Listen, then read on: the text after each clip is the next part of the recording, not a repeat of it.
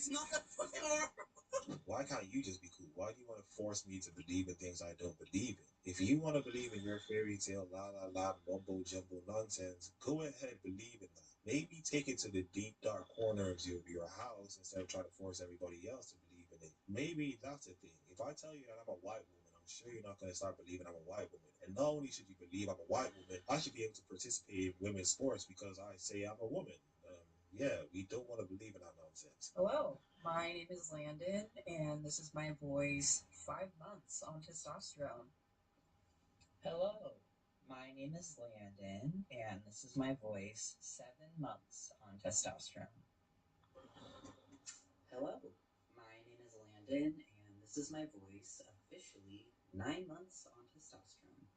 Look, just because you do not like someone, or just because you're upset with someone, does not mean that you're exempt from validating their gender identity. Like, it doesn't work that way. I don't give a fuck if I literally hate someone with every fiber of my being.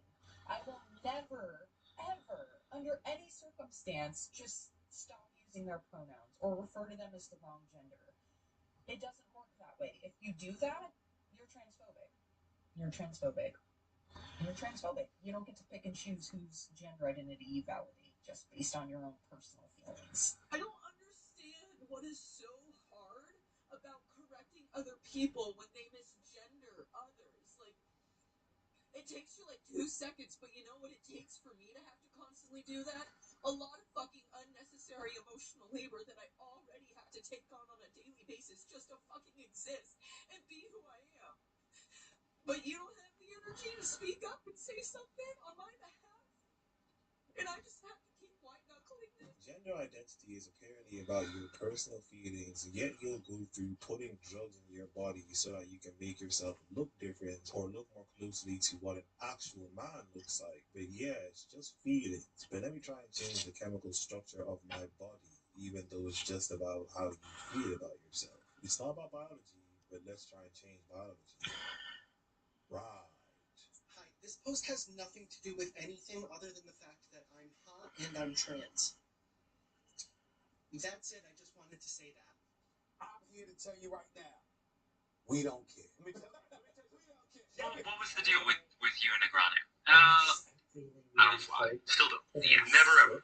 No, I'm on like my second trip driving across the country. It's 2009, going to work on Katy Perry's album. I had to convince my brother to drive me. I promised him I'd buy him a suit from H&M. 6 buttons, big dragon on it. I get to the studio. They said, hey, we finished the album. We'd love you to hear the singles. And I'm like, what the fuck? I just drove all the way here and you're done? And I said, okay. And I'm exhausted. Haven't slept in a bed in a long time. I go in the side room. And I'm just like, I'm just going to start making some beats. Basically, we started making 2 demos that night. And the 2 demos we made were California Girls and Teenage Dream. They were the 2 demos we made. Like, everyone comes in and listens to them. They're like, these are okay. And then we went to bed. And then we came back the next day. And we were like, what the fuck? These are insane. But I just had a really harrowing experience at work. I have this one coworker who simply refuses to use the correct pronouns for me. I've called her out every time she misgenders me, and she just is resigned to not change. And today just broke something in me. I just snapped.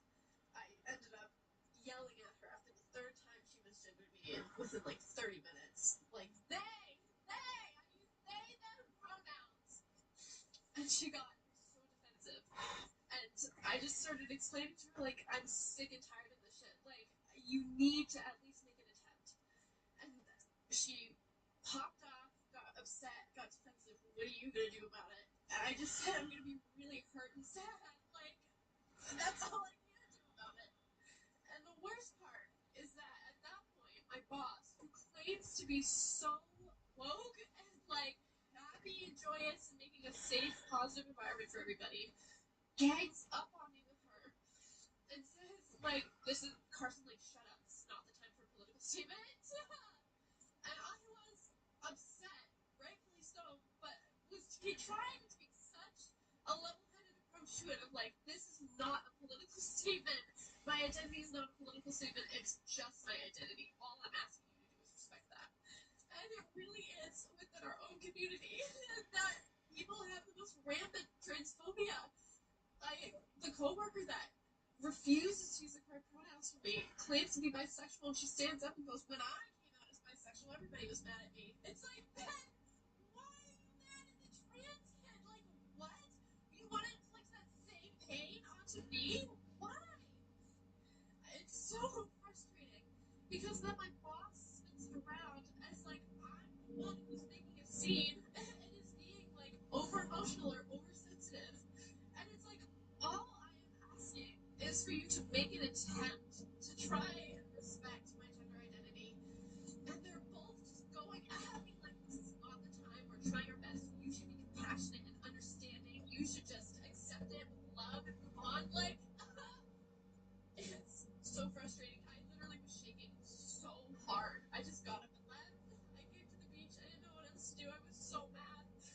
But this is just, it's so hard. It's so hard to be out and be vocal about it. It's so hard to stand up for yourself because either you are a doormat or you're the bitch that like is over emotional and calls everybody out. Don't you understand how harrowing it could be for your coworker who you're trying to force to say things they don't want to say? Do you just think of yourself when you interact with other people? How do you know how she feels? What about your coworker that doesn't actually want to say the things you want them to say? If they believe that you are indeed not what you think you are, they should have the right to think that. Why is it that you want to force your opinions on other people, but you don't want them to force, the truth on you? If you want to live your lie, go ahead and do that. But stop trying to force people to live that lie with you. My name is Rapali Rao. I'm a third grader at Herbert Hoover Elementary School, and I do not like that we have to share a bathroom with boys. At Hoover, a boy has me in the stomach and spit on me. I really do not feel comfortable in an all-gender restroom. When I come to the bathroom, I do not like that there is pee on the seats and toilet paper on the ground. It feels very uncomfortable. I was at Hoover in previous years, no toilet paper on the ground. It was cleaner and more sanitary. My friends and I do not like that there are boys in the bathroom. Some of my friends and I try not to go to the bathroom when they have to. There should be girls, boys, and all gender restrooms. Hello, my name is Sonali Rao. I'm a fifth grader at Herbert Hoover Elementary School. I don't like that we only have gender-neutral restrooms. At Old Hoover, we had separate restrooms and they were clean and comfortable. Everyone was okay with the system there. At Greendale, many other students feel uncomfortable going too. I've heard from some students that they try to avoid going when they need to, which isn't good for you. You shouldn't have to feel uncomfortable every time you need to use the restroom. You should be able to have your own space. I have seen that the restrooms aren't clean, and I've also heard it from other students too. Most students feel the same way about the restrooms. All of this evidence and many more reasons are why we should all have separate restrooms. I'm a proud parent of 3 hedgehogs, 2 young girls that are in 2nd and 3rd grade, and a young boy who's in the young 5s. And when I asked my 2 daughters, they also echoed that. The disgusting pee on the bathroom, pee on the floors, and so I think it's important at this age. A lot of kids are uncomfortable with their bodies in and of itself going through their development, and even more so if there's other children of the opposite sex in there. I think we need to preserve that sense of safety and comfort and security in their bathrooms and have dedicated girls and boys bathrooms. Thank you. Thank you. Now listen to the board's solution to the problem. Okay, so Ms. Lavner, we can't talk about any of this because it's not agendized right now, but I can ask that staff will make sure that bathrooms are clean in the new construction, and I'm sure staff will make sure that there are procedures in place to make sure the bathrooms are clean.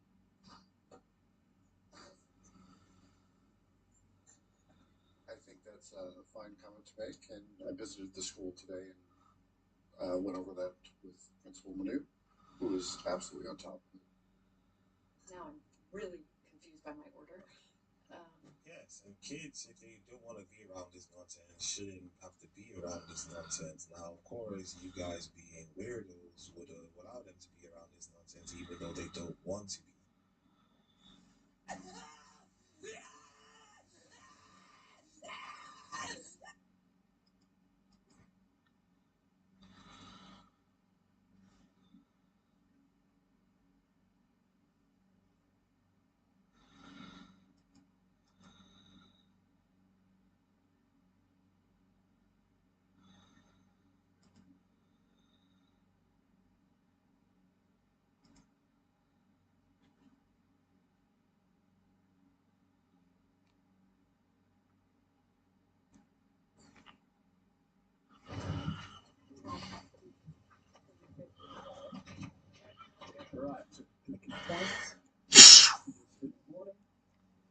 joined today.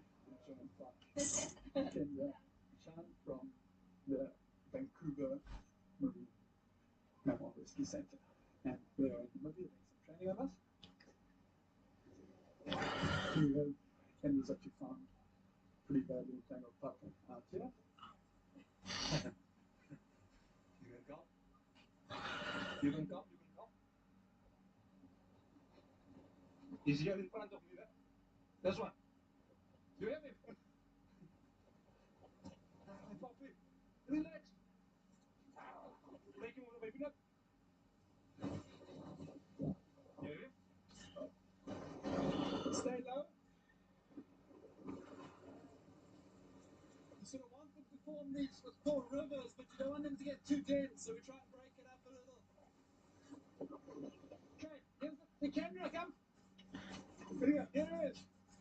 Okay, here's your target. See him, you see him?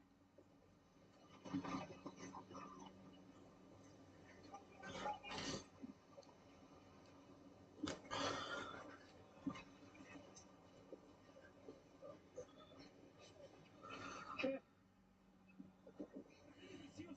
Yeah, no, it's a bit called a natural entanglement. He's actually stuck in another seal's skin. Quite.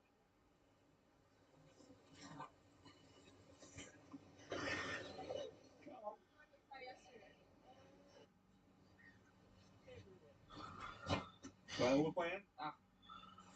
No gloves. Yeah. What kind of hook? Sit on him? You can. Well, sit on him, but. Yeah. Yeah, and he's next to you. That should be somewhere there. Yeah. That skin. Wow. This is the second time we've got something like this. It's not actually from it. Yeah. Crazy. Of all the things. Yeah. I wasn't expecting it. Be tangled in another. So would you pull this out or just let him come out? We can normally, well, it's small. We can actually do this. Do you have these flippers? Yeah. Okay, I think it's, yeah, it's nice. You can leave it. Interesting. Second time though. Oh, it's a flipper. You don't keep this one? No. Okay, let's get this one. So quickly, what are you wearing? Something like that. Okay, you wanna grab my time flippers and then sort of edge them out to an extent where, and then at the same time keep the hand above his head. Yeah. Okay, I'll do a cutting on this one.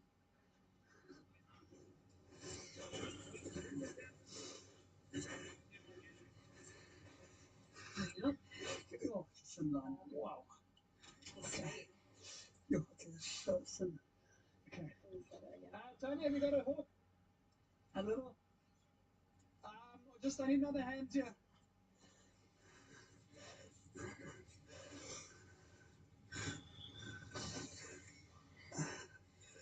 A crochet hook or something?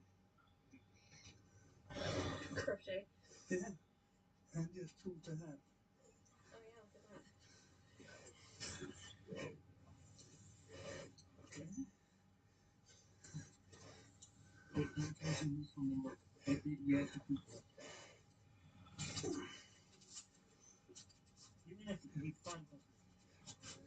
The super thin line cuts the worst.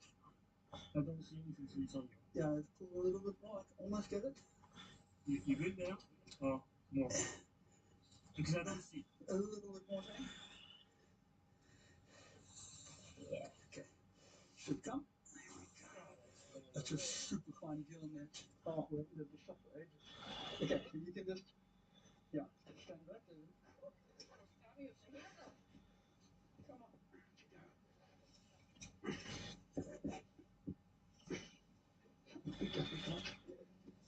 Go. Cool. Super thin gill net.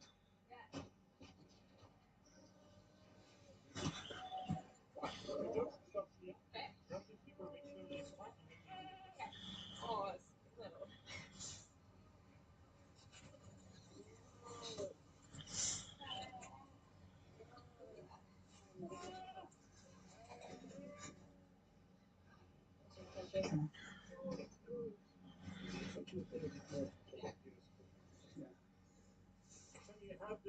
grab the header. Yeah. They work it super close on the mouth. Let's count. We're gonna have to take the other zip that happens. Yeah, okay, so let's try and close it up. Look closed. The zip is broken, that's why we have to close it. Okay, and throw them over. I'm excited. Yeah. That's exactly why. Okay, then let's go. Okay, open up some more. Yeah. And get overzealous and release the whole head. She's a juicy one. Oh! Yeah. She just by pushing like this, Yeah. you can actually access it. Okay, you get that. So use the crochet hook again for that one. Remember that what we call the tag, the big part is on the other side, huh? The knot? Yeah. Yeah, it goes on the other side. Okay, so pull it up. Let's try to. Yeah. Okay. Let's try like this is perfect. Cut that. Now we need to grab it again. Now we need to find. This was on the other side again. Yeah. But grab it with the crochet hook so we can actually pull it from the wood. Okay? That's what we need to do. Yeah, that's Next. Do you pull? Like, No, No, we just want to. grab this one now. Try to pull it out of the wood if you can. Because we have to open the other zipper again. On the side more. this side? We want to just get it out of the wound as much as you can. Okay. There's a tag as well. So you see Grab there's a that big one. knot tag there. Yeah. Pull that slowly. You feel that there's no major resistance. There will be a bit, and you can pull it out. Okay. You just don't want it to be another knot somewhere that's then yanking through the wound. Yeah. Okay, perfect. Okay. Alright. And that's it? There's not. No. Right. You ready to go front? You're going to open the front, so generally you're going to open the zipper. Yeah. Keep doing Okay. Yeah. And then I It's on you now. Okay. You decide. No, the other way. You got it. Okay. Try.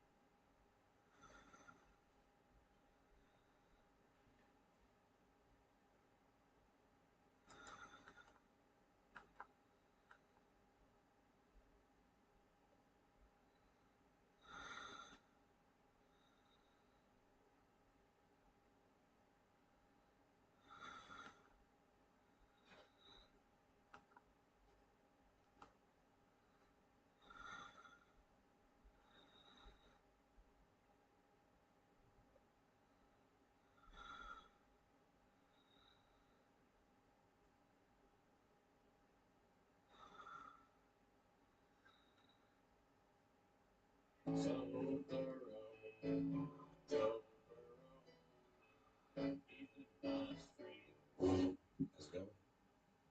We'll be talking about Mersh tonight, his response to this Johnny video. Now, we know about Johnny.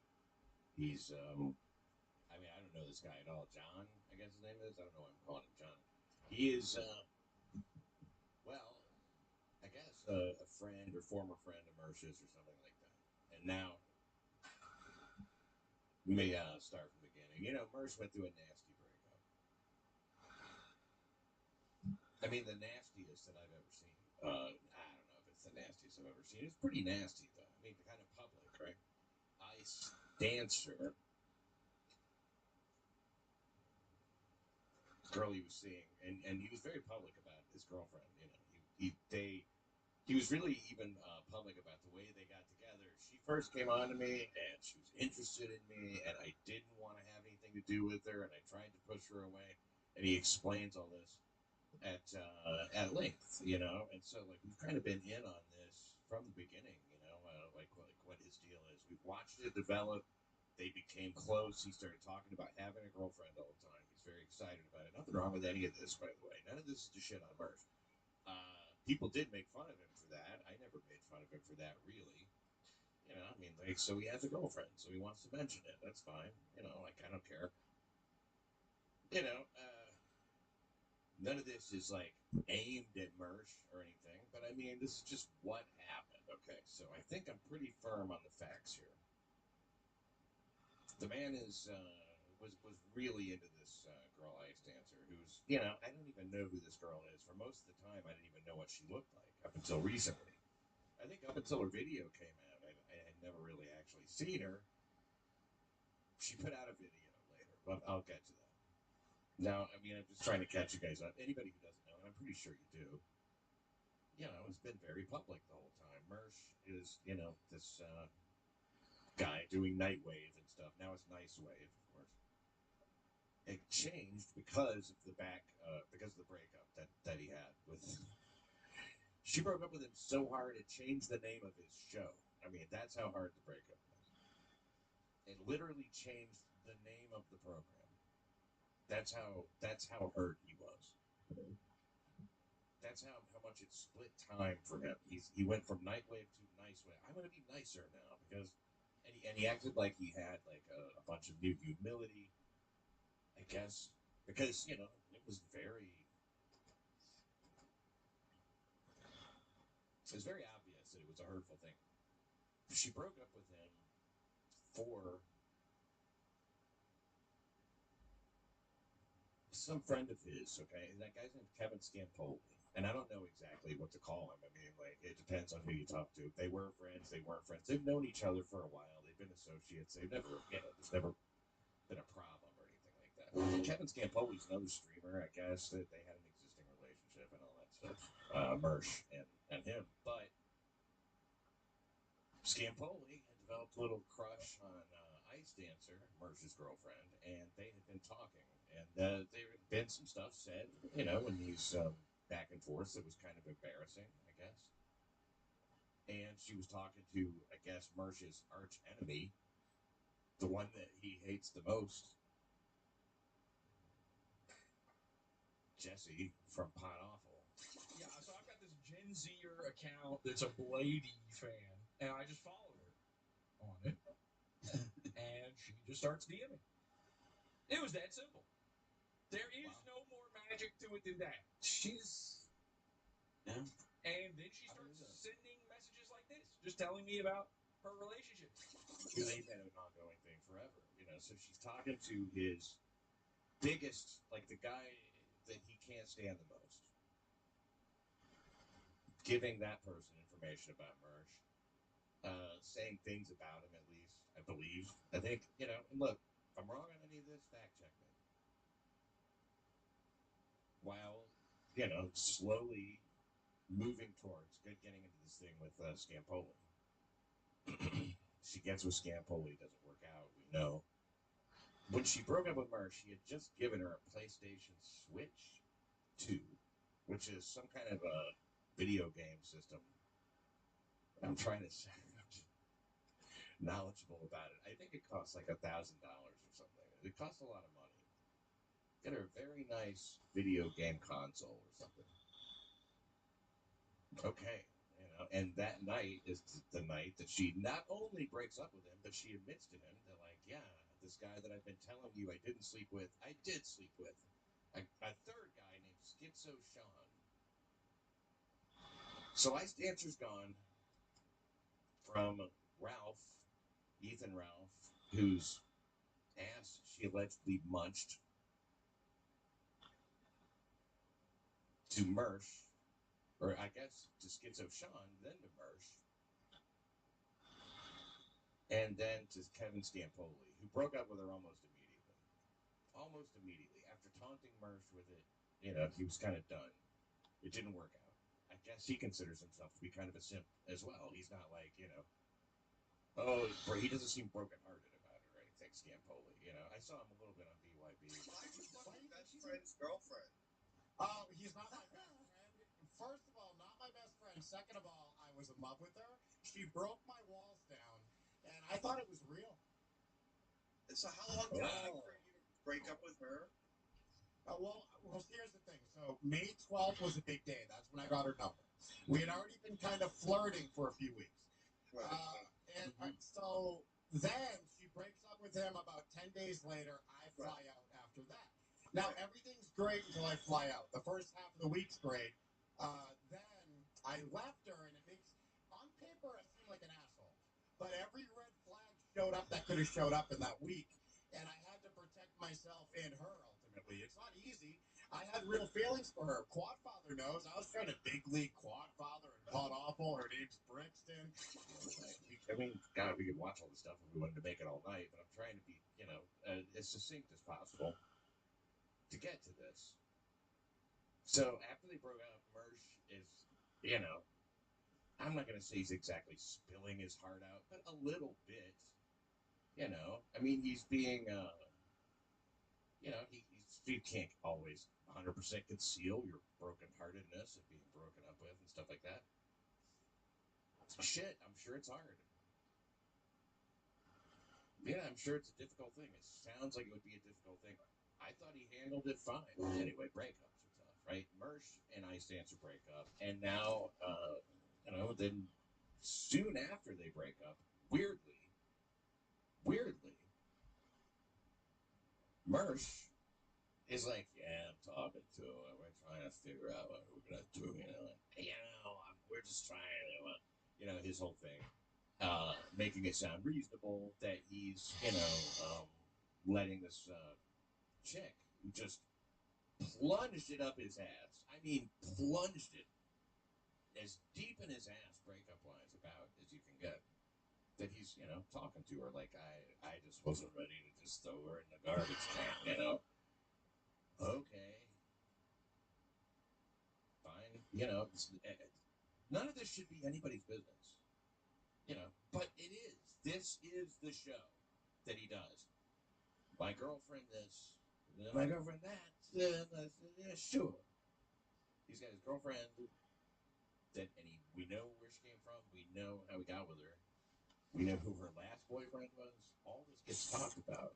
It's all very like front facing and shit. So I mean, that means you're talking about it, and we're talking about shit you talk about sometimes, right? So yeah, this is intended to be content. That's what it is. It's intended to be content. So I mean, at any point you want to snap that off, and have it be your own business. That's fine. But that hasn't happened yet, really. It's all still kind of been coming out. He said he was talking to her, and then they had some kind of big work cruise. Him, Mersh, and Royce, who's his co-host on another show, ROTC, I think. Is that what it's called? And other hosts that they know, I guess, some guy named John, and John, like, he puts this sort of personality forth, that he's just like he's Mersh's friend, and he came out and talked about it afterwards. This is how we found out that she was on the cruise. No, he did not say shit. She was was hanging out with Ice Dancer. He brought Ice Dancer on the cruise, and she was hanging out with him the entire time. And then there was like a lot of backfire with Marie and Jessica because so it kind of made it a little awkward. Kind of made it a little awkward. Kind of made it extremely awkward. So that was a thing. Apparently, I guess Mersh didn't want people to know that, so he's not happy that that this came out all of a sudden. Like, you know what I mean? Like it annoyed him, as we'll find out. Now we've seen one video already that where he kind of went into that, saying like, yeah, this guy just came out of and here's John, by the way, basically putting forth his point of view. I'm a nice guy. I'm easy to hang out with, right? Now here's Mersh's response to that. And I think that, well, just to be clear on this, he told the other people that he was going on the cruise with that he was bringing Ice Dancer, and they were like, "You think that's a good idea? I don't know. We don't really." And he's like, "Oh, well, I'm bringing her." So he's bringing her. There you go. Okay. This is something they've been looking forward to for a bit. This is something that they do it together as friends. I guess, like, she was already on the manifest because he had invited her, but then I guess they assumed when they broke up she wouldn't be coming. That would be my assumption, that she's not going to get to go on the cruise. You gave her the Nintendo Switch. The Nintendo Switch. You were publicly humiliated. I don't know. Of course, all humiliation is public. A lot of it. So in this case, it certainly is publicly humiliated, about as bad as you can be by a woman. Pretty bad. I guess they assumed that she wouldn't be around, and it made them feel awkward. And I think the reason it made them feel awkward is because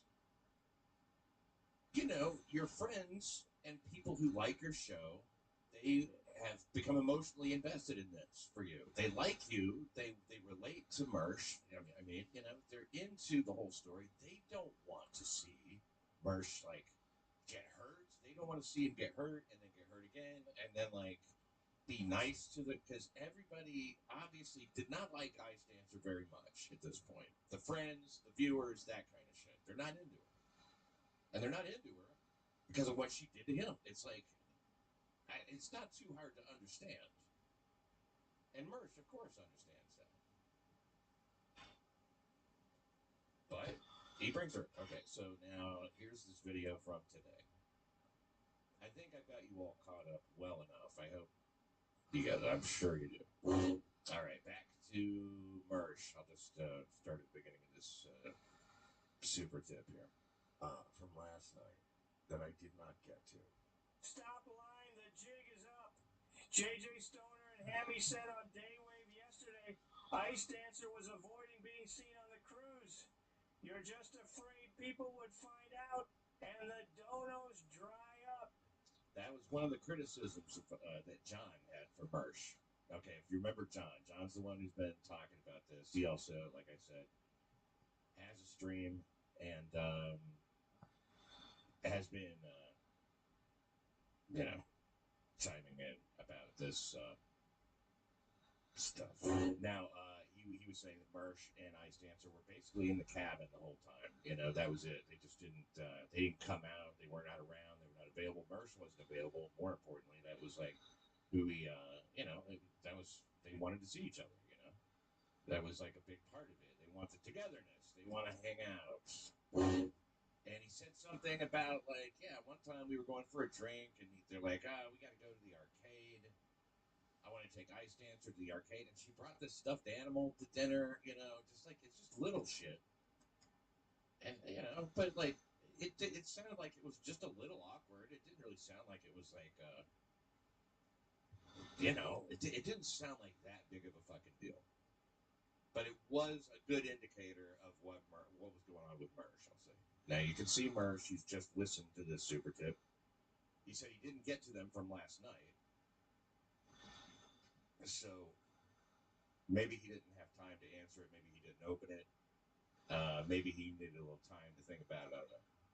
Right. Wait.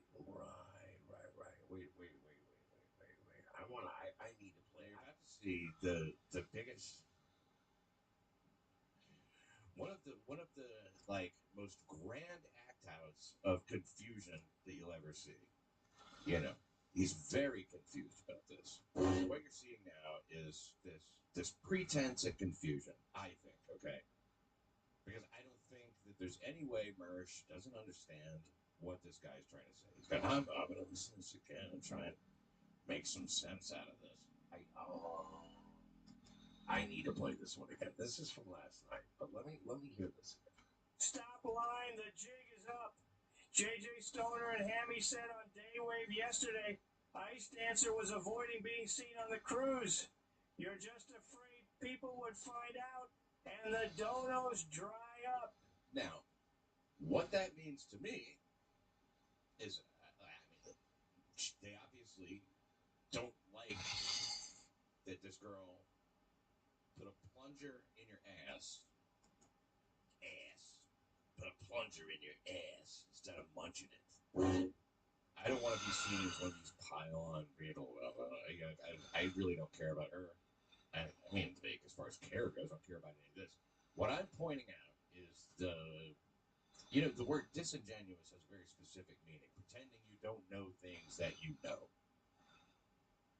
And I think that it's obvious what this person meant is, we watched you really get banged up by this jug. We supported you. We sent money. We sent good well wishes. You were in thoughts and prayers, all that shit, you know. We cared about you. We've always cared about you, Mersh. And, well,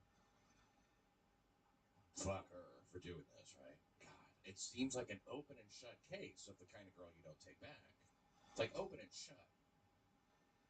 Because he fell really hard, you know. And when you fall really hard for a girl who does this to you, that's like, whoa, okay, man, take a step back. You really got to get out of the situation. The fact that, you know, you're hanging out with her, maybe, you know, you don't want it to be discovered like that. Like you said, he's already said, well, we're talking, trying to work it out.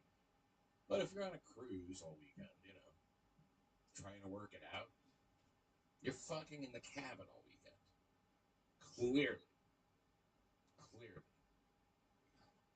You're going back for some of the hair of the puss that bit you. You're going back for what? Seconds, I guess, now, right?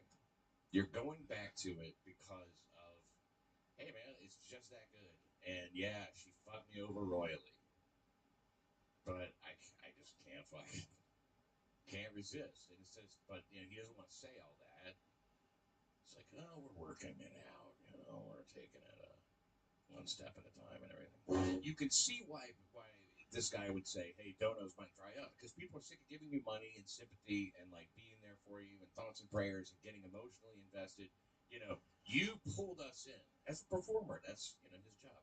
So he probably wouldn't want people to find out this way, that like, oh yeah, they were on the cruise together, they fucked in the cabin all weekend, right?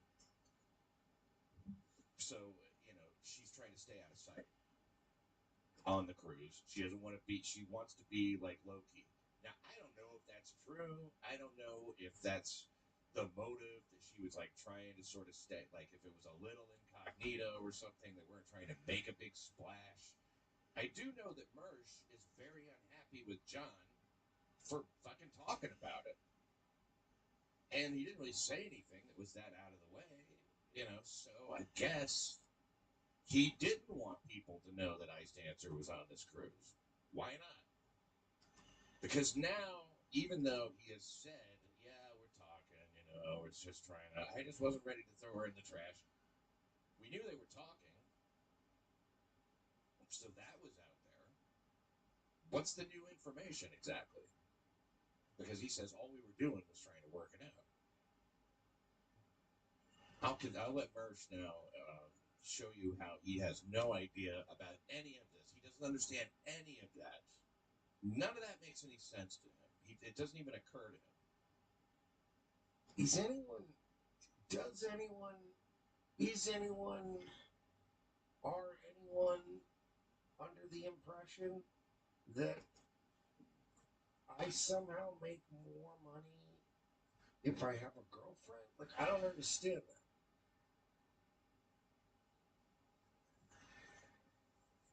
Do you somehow make more money if you have a girlfriend?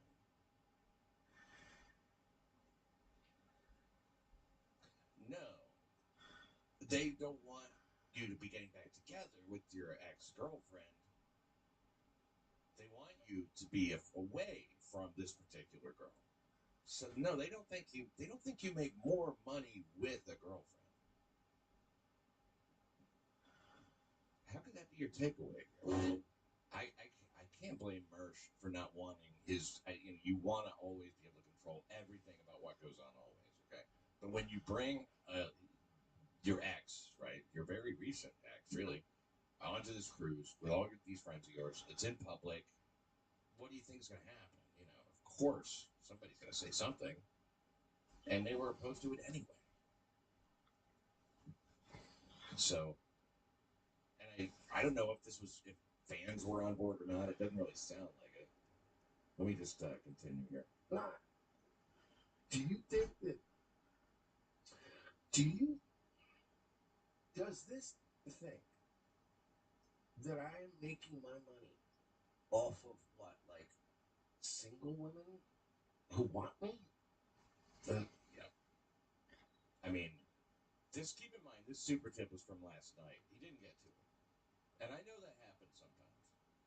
And it could be a coincidence that it's like, slanted this way. I'm pretty sure he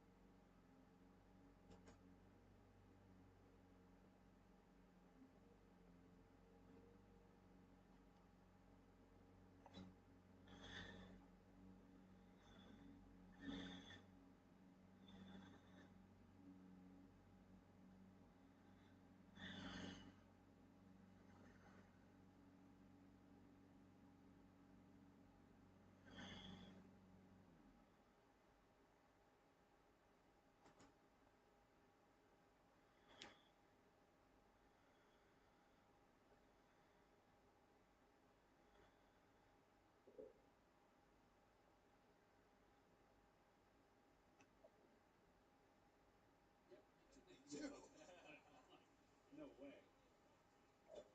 You still would have rather won the hand, though, right? Or was it close for you? Of course it was. Yeah, it's a fun story to tell afterwards, but in the moment, it was not enjoyable. You probably know where we're headed next, right? We told you we're going to show one more. Yes, sir. Back at the featured table, I've got Pocket Queen. Rolling. He knows. Well, tough to forget. Outside. Fake accent.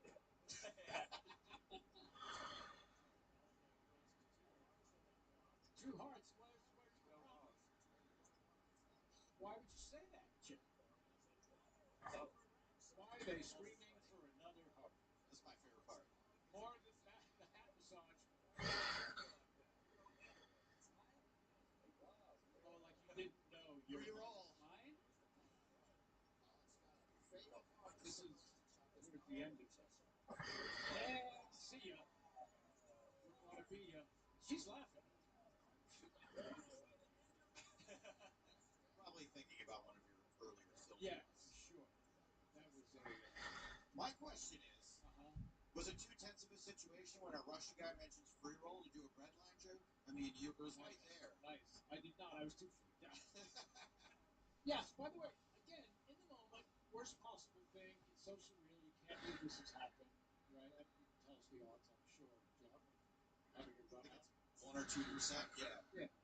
But when you tell people how you got knocked out of the tournament, they always ask, what did you go out with? Sure. And when you tell them queens against queens, you get the same reaction every time. You know what I mean? You don't get, why would you overplay ace jack, you idiot? Right? And that's actually how I went out in this tournament over ace jack. So it's funny that you say that. The pain and blessing. Was I just looking at you when I said the words, why would you overplay ace Right? jack? It felt like That was a magical, unfortunate. Well, you know, look, I clearly am not overdoing that. Less than a man. No one It is. doesn't go away. Even 14 years ago, you're probably still feeling it. But you love cash games. You host Hollywood home game. That's I've heard about some other main event champions. Jamie Gold, Scott Blumstein played in it. Yes. What about a lot of the pros have rolled through. Tom Dwan and Oh yeah. What about any spots for guys that don't quite win the main event? That maybe only if you bust down with ace jack. All right. Basically, the whole show is going to be us my all invite. trying to get into your home game and wonder. You're all welcome anytime. Ali Najad still bugs me that I cracked his kings with ace 9 off. All right, I'm in. In my game. So there's someone else who's See you next week. still there. Yeah, see you next week. Let's get caught up on some goals or some other action from Buckle up, Buckaroo, because it's time for the tight laydown. It's the Bam Bam Banero main event. They really made that noise when we didn't add it. Anywho, Justin Kapka opens with 98 of diamonds, 8 queen calls with 8 jack, and Grider's got nearly the worst of it when 8K comes along. And how about Grinder just flops it all, top pair, enough diamonds. Much like Todd Hockney, Lapka will be getting the short end of this diamond heist. Checks to Grinder, who bets, others get out of the way, and Lapka raises. Grinder calls, and wouldn't you know, Lapka hits the Juana man. Lapka pumps the brakes, apparently giving a cheap price on diamonds, but somehow fades the river, saved by blockers, I guess, which in this case aren't real, unlike wizards or brownies named Rule. Lapka bets 30K, and Grinder finds the call like Special Agent Gusto finds blackmail on White Man Freddy. Wow. Next up is Matthew Donovan opening Queen Jack, then tangs in with 7s, and Mike Breineman comes along with Ace 10. 2 Tulsa Kings on the flop. I already did that one. Just go with it. Donovan continues. 10 calls. And Breineman folds like Philip Green. Turns pretty good for 2 7s, but it turns out Tang will not be 7 times lucky as Donovan rivers the straight. Donovan goes for the marvelous pot size bet on the river and gets paid off by Tang's moisture nasal box of cash. Wow, they hit again. Later, the deck was cold, like Disney's a Santa Claus. 3 ways to the flop with David Frutchie, the player at risk. Luckily for him, there's a 5, and he's got almost all the equity. Something tells me he would strenuously object to a queen or a diamond on the turn. It is a code red, but it's a heart, and on the river, David Frutchie gets the whole 9 yards. Oh. Look at that. Back to DeGrinda, this time with Queen Jack of diamonds, Ace 6, same suit for David Lasker. Only 1 diamond on the flop this time, though, and Lasker hits his 6. Grinder bets and Lasker stations. Turn 5, still safe for the 6s. Grinder doing what Grinder does with his house of lies. The river breaks a 4-card straight, and my guess is we're going to see Grinder drop a Les bomb.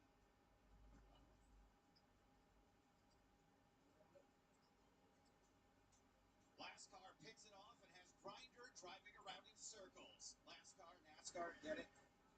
Speaking of car crashes, Jeremy Osmus opened this pot with Queen Jack, 2 callers, and David Frutchie goes for the whole 10 yards with 2 9s, and Floyd McMurray calls it off with King 9. Yeah. Yup, because now you're going to need the coldest case. 9. You've got 2 shots at it. Will it be the river like Sweetwater? No, upside down 9s don't count. It is the end of days for Frutchie, burned up like Bobby Chicago. And congratulations to the rest of you war dogs who are not grumpy old men participating in a little drunk history. You're all headed to day 3. Wow. And that was the Kevin Pollak edition of The Tight Laydown.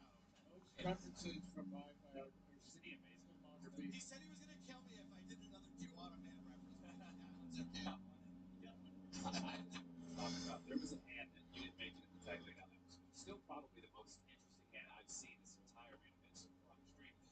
Ross raised the ace. King was 3-bet.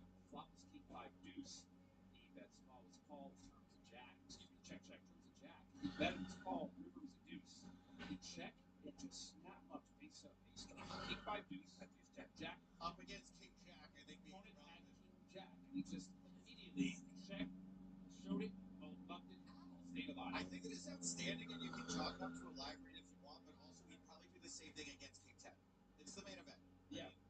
No one has that good of a read. Sorry. It was pretty incredible, but he somehow, I guess after that hand, not somehow made it through the day. But let's check out our cheerleaders after day 2, A, B, and C. Overall cheerleader Gaspar Fernandez from Argentina with 754,000. Greg Raymer, my nemesis, in there, big stack, 291,000. Phil Helmuth, Zhao Sinal, Lexi, Greg Merson, and Ryan Rass still in there, 6,000. Some notable bust outs: main event champ Joe Cata, Jason Q, Damian Salas, Eric Seidel, fellow main event runner-up from last year, John Watson, Weidman. Nice to see I'm not on this list. You're not on the list. Sign off. We let you be. I do have a question about some of the notable names I saw go through. Does Sean Deeb have anything to worry about, given that Nick Hellmuth has a staff? Because they keep No. going at each other. And then he has what, 10 big lines or something? Oh, It's a long tournament, you know what I mean? Like, but even a cash Deeb of something. cash, they owe $1,000 because they made the last 14 payout cash. So no, nothing to worry about. Not yet. Not yet. Yeah, let's take a look at our numbers so far. 326 and 312 players registered on day 2A. So that number bottom left of your screen, that's been updated to more than 9,000 as we have already hit the 9K mark with a flurry of entries on day 2. Register up through level 7. I'm going to late reg myself. That's where we were going. Can you buy in another 1,000 people with you so we can break it? What's it worth it to? Yeah, so after cashing 3 times, as you mentioned, Yep. and playing several, I didn't cash. I realized that I just wasn't checking up on day 1. It just wasn't happening consistently year after year. And I thought, if you jump in the end of the first level, beginning of second level, you have 60 to 70 people. Yeah. I regretted not doing that the first time I played. I know David regrets that this year Right himself. now. Yeah, and you lose 40% of the field. I think the most work up to losing 50% of the field. What is the number? We'll check your numbers. Yeah, out. it's And I normally think 40%. Yeah. Look, I want to get back to the whole Hollywood home game thing. Kevin, State to the time. You already have an invite. If you're in Los Angeles, Dave's invited me. that is not a compliment, but yes, I'll take it. So, look, we've got a guy who produces our show. His name is Johnny. He's doing a fantastic job, by the way. Can we get a little bit for Johnny, actually? Because he likes to be behind the scenes. Now Johnny participates in these games, and so I asked him to rank a bunch of celebrity poker players. He gave me the answers. I want to get your rankings. Sure. Now, Kevin. Yes. Off a random assortment of people. Ray Romano, we're going to start with. Ray Romano, how do you rank Ray Romano? Ray is very fun. Okay. He's played in the main event 6 or 7 times. He's never cashed. I'm sorry. And you cashed 3 times. Next up, Jason Alexander. Terrific player. A wonderful player. Yes, indeed. Played my game many times. I've played with him in other tournaments. He's also played in the main event a half dozen times. 0. And you've cashed 3 times. All right, you're 2 for 2 so far. Number 3 here, Kylie Jenner. How's Kylie at poker? She's surprisingly good. I say surprising only because she hasn't been playing that long. But sometimes if you haven't been playing that long, you have an advantage. Ignorance is bliss. I know that happened for me when I started. Very nice. Very nice. It puts me one handshake away from Shyamalama Ding Dong, so that's what I'm saying. By the way, the celebrity coaching session she got, I was second runner-up for that. I almost got to do that. I won't give away who it was, but okay. Next celebrity up, Don Cheadle. Don is when I ended up being heads up against Vanessa Seltzer. I was playing 5 celebrity scene. I was very concerned about Don. He's arguably the best celebrity player I've ever played. Wow, all right. For sure. Good to know. This one I'm very curious about because I've heard she plays poker. Never seen it happen. Very curious. Ellen DeGeneres. She's also very, very funny. Yeah. Okay. Now finally, second to last penultimate here, Ben Affleck. How's Ben at poker? Ben is great in a cash game once started drinking. I think he's sobered up since then, and I hope so. So now he's very funny. Yeah. So, but he won the LA California State Championship, the big tournament of commerce, and he won that one year. But at a catch game, sometimes people like to loosen up and have some fun. God bless, we're there to have fun. And I just remember before lunch, he was winning, and after lunch, not so much. What's funny to me is I've played with a few of your ilk, and sometimes very rich people don't play like they're rich. Hank Azaria being one of them. You mean tight? Yes, they play a little tight. Yeah. Well, that's the competitiveness that we also hate to lose. Finally, last one. Not sure this qualifies as a celebrity, but I've been told to ask Ali Najjar. Huh. Yeah. Well, Ali is also hilarious. I loved his work on the mic for the WSOP. But he's also a very good player who, to this day, bitches and moans that I practice games with an ace-9 off in my hand. Come on, Ali. You want to be invited back, don't you? Don't be a dork. I can see Ali saying that. Yeah. But just brings it up. I think he brings it up just to make me laugh, like every time. We all want a reason to talk to you. Anyway, you went 7 for 7, Kevin. Thank you. Nice. Yeah, David, you owe me another $100. Yeah. Kevin, thank you so much for being here. We've got season 4 of Tulsa King on the way. Drop to the fall. Check out Joe's Barbecue, Kansas City. I want to thank my sponsors. And don't forget these sweet kicks Under Armour. Come on now. Those actually are pretty sweet. Right? I think you might have beat Phil Hellmuth for plugs. Yes. I mean, nothing compares to a nuclear reactor. Hey now. Bill Hellmuth. Yes. Yeah, he was actually shilling a nuclear reactor while he was here. I mean, don't you get enough attention? Why must you scream, hey, look at me at some point? He's electric. Tomorrow, it is our season finale at 4:30 p.m. Pacific time on the WSOP YouTube. Season finale. That's very hopeful. Yeah, have we gotten the green light? Not the series How does finale. this work? Yeah. It's very hopeful, Jeff. We'll find out.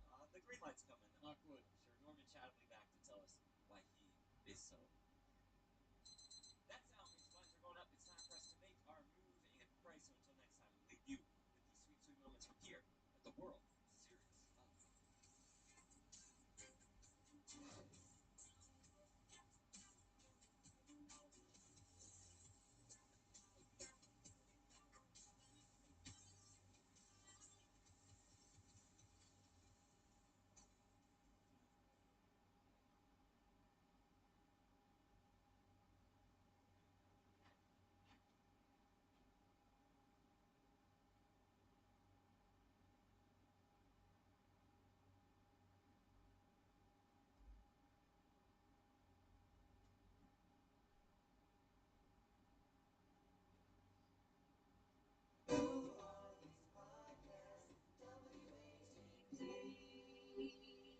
My buddy Drew Lane sent this to me, and I saw it was up on Dabblers Anonymous.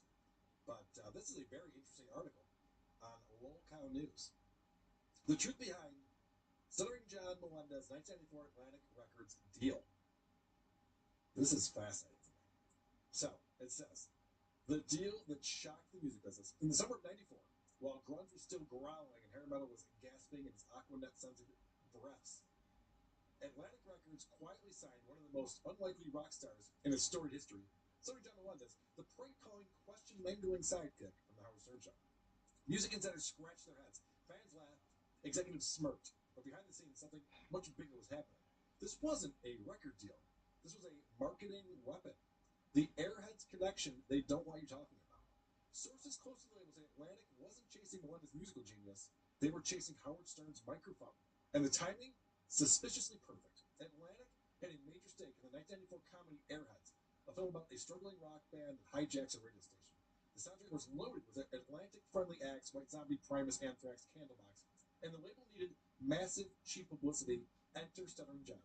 By slipping one of Melendez's songs, I'll talk my way out of it, onto the Airhead soundtrack, Atlantic guaranteed Stern would talk about the movie, not once, not twice, but every single time the soundtrack came up. One insider put it bluntly, you don't buy a Stuttering John song for musical reasons, you buy it for airtime. The secret behind the album. Well, Melendez strutted. Sorry. I wanted to say stuttered. While Melendez strutted around as a newly minted rock star, the real musicians were quietly doing the heavy lifting. Randy Cantor, producer, songwriter, keyboard whiz, and the album's true architect. John actually interviewed Randy Cantor. We saw him Bill Titus, guitar swinger with actual chops. Yes, we've watched the live shows, and Bill Titus, when he takes the solos, can actually play guitar. Yeah, big difference. Yeah. Hugh McDonald, future Bon Jovi bassist, hired to keep the ship afloat. Bruce Valero, drums, because someone had to keep time. A small army of engineers polishing the tracks until they sounded like a real record. One just wrote lyrics and sang, but the music, that was Cantora's machine. The real reason Atlantic signed him, follow the money, and the motives become obvious. Stern talked about anything involving his staff. Stern talk equals millions of listeners. Millions of listeners equals free promotion for airheads. Free promotion equals happy executives. Happy executives equals Southern John gets a record deal. It was the perfect storm of ego, opportunity, and corporate cunning. One former Atlantic staffer allegedly joked, "We didn't sign a singer, we signed a megaphone." Was Stuttering John in on it? Was Stunt Show in on it? Who wrote this? Taking away the credibility of this article. Friends say Melendez believes he was on the verge of rock stardom. Label insiders say he was a pawn in a much bigger game. Either way, the plan worked. Stern talked about the album nonstop. Stern talked about Airheads nonstop. Atlantic got the buzz it wanted, and Stuttering John got his name on a major label release. Everybody won, except for maybe the people who actually listened to the album. The final word. In 1994, Stuttering John album wasn't a musical revolution. It was a passion project. It wasn't even a novelty record. It was a Trojan horse, engineered to sneak Atlantic records into the heart of the Howard Stern show during the Airheads promotional blitz. And like any good tabloid twist, the truth was hiding in plain sight the whole time. It ends with FSG. Weird. So that is well written. And I think about the time that John tells the story. We just played it recently. John tells a story about going into the A&R guy's office, or maybe it was someone even higher up at the company, with his acoustic guitar, right, and singing some songs for him. We've heard John's chops on this. There's no way that record's going like, we have to have this guy on. Well, there's no way that happened. I mean, they might have. They might be like, this is funny. He's showing up with a guitar, guys. Oh, all right. Can I come into the room? I want to see. Yeah, right. They said, please bring your guitar. Yeah. And he fell for it. He's a fucking idiot. And that album is apes. You put it on, it's track one. It's an Alice in Chains ripoff. Yep. Track two, this is a Soundgarden ripoff. You can hear just everything being cookie cutter. Yeah. And it's all this marketing tool to put another tool in front of Howard Stern. It's not a good album. It's actually very, very bad. We should break it down on Rumble one of these days. That would be fun. Well, we started breaking it down. Yeah, that's true. Yeah, we've done a couple bonus episodes. We did that. All right, David sent this in. He's like, I'm sure people sent this to you, but this is interesting. This is from the Channel 9 show in 1990. And this is when John Melendez was complaining about the amount of money he was making. He was going to management, asking for more money. And so Howard was asking him, basically, he's asking him, like, what kind of leverage do you have? You're asking for more money. Like, why do you think that we need Stuttering John Melendez to be a part of this? So he said to me today he wasn't going to show up. Job action. He was going to take a job action and not show up. You dummy. If you two walk off the show, though, where are you going to go? I could go back to college. Go back to college? Has he not finished school? He tells me he has a degree from NYU. I'm certain that maybe he doesn't have a degree from NYU. Because why in 1990, when he claims he graduated in 89, would he say he'd go back to college after he's leaving the Stern show?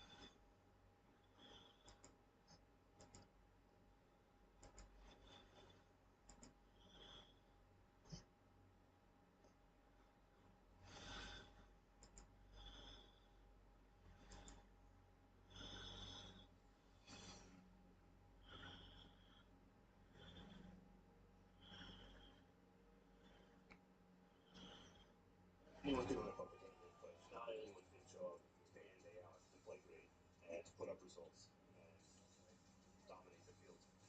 To me, that's the real measuring stick of success in poker is who can be there for a long period of time. And far be it from either of us to disagree with that. Longevity very much matters. I mean, I don't even think he's hit 10 years, and he's already accomplished so much. I believe his first war was in 2017. So to be talking like that with those results, He's number 10 on the all-time money list, David. 56 million plus. Yeah. And the best feels like it might very well be yet to come for him. Just having his way with this field. 8-tray offsuit. Benak dismissed after limping the small. From Texas, where we used to call. yeah, I think he knows his ability and his stack size. The small blind lips there. He can pretty much take it away with any 2 cards, as we see. Like the whole World Cup, like seeing like the whole world come together for a game.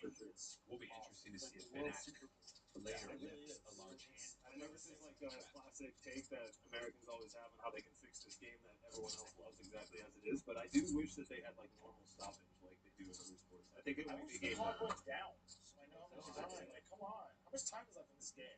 It's like the time wasting is kind of it seems like it changes the game a lot. You just had like the clock stop every time the ball got out of bounds or someone went down or whatever. I will say it is a little bit rich for any poker player to take issue with the notion of time wasting. Yeah, I think Which has been a pastime in tournaments for as long as we can remember. I've played quite a bit with Alex, though. He doesn't waste much time at all. When he is in the tank, from what I've seen, it's maybe it's warranted. Max 10 seconds before the next act. Like if you have a throw in, if you don't get it off in 10 seconds, it's the other team's ball or something like that. Right. But now we start to change the game quite a bit. So. Ace-2 suited. There's his flatting. They'll figure it out. Yeah. On the button. After the fives. With Kim wanted to mock, if you notice, he stayed inside, they left his big line and went for the mud. But that's still not much. That's a new thing? I don't think anyone picked up on that. Yeah, they just specifically for the U.S. in the World Cup, as far as I understand. Set of fives here. We're not too Against top pair, Benak with issues. Figured out a way. Cavazos slipping it to him. We can't go half an hour. He does check back. Well served. What do you think this is? I don't like the fact that this ad top. That's an arbitrary number. How do they have the exact numbers to have? Guesstimate. Yeah. I don't know, our international viewers might not like all of this soccer criticism from these Americans. What the estimate was. Yeah. They also might not like you referring to it as soccer. Is my guess. What can I say? It's still kind of like that, but now you have a 4,500 statements being made by Cavazos on this turn. Now Benak does feel quite obligated to make the call at least here. Yeah, it seems pretty difficult to fold here in a limped pot that was checked around the flop with an ace. Your opponent could be betting the king because no one rates to really have an ace here. No draws out there, really. Another 9K into the middle. 6 of diamonds looks innocent enough.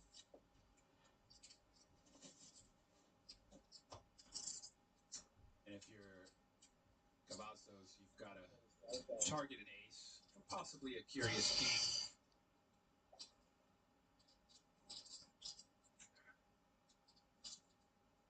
And is so strong.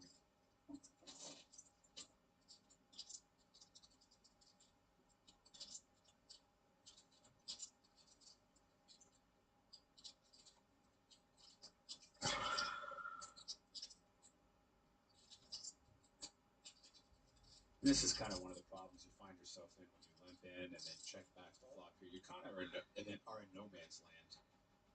And now you're in 9K less than you had a street to go land. You are with those fives again. oh, got it. Astro Kurt. And Benak shows the ace anyways. First timer to this main event.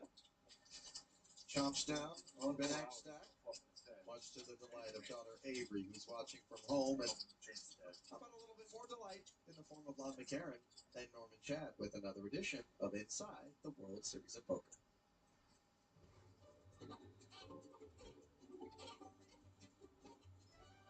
Welcome back to Inside the World Series of Poker. He's Norman Chad. I'm Lon McCarron. Great to be with you here on day 2D of the main event. Norman, did you register today?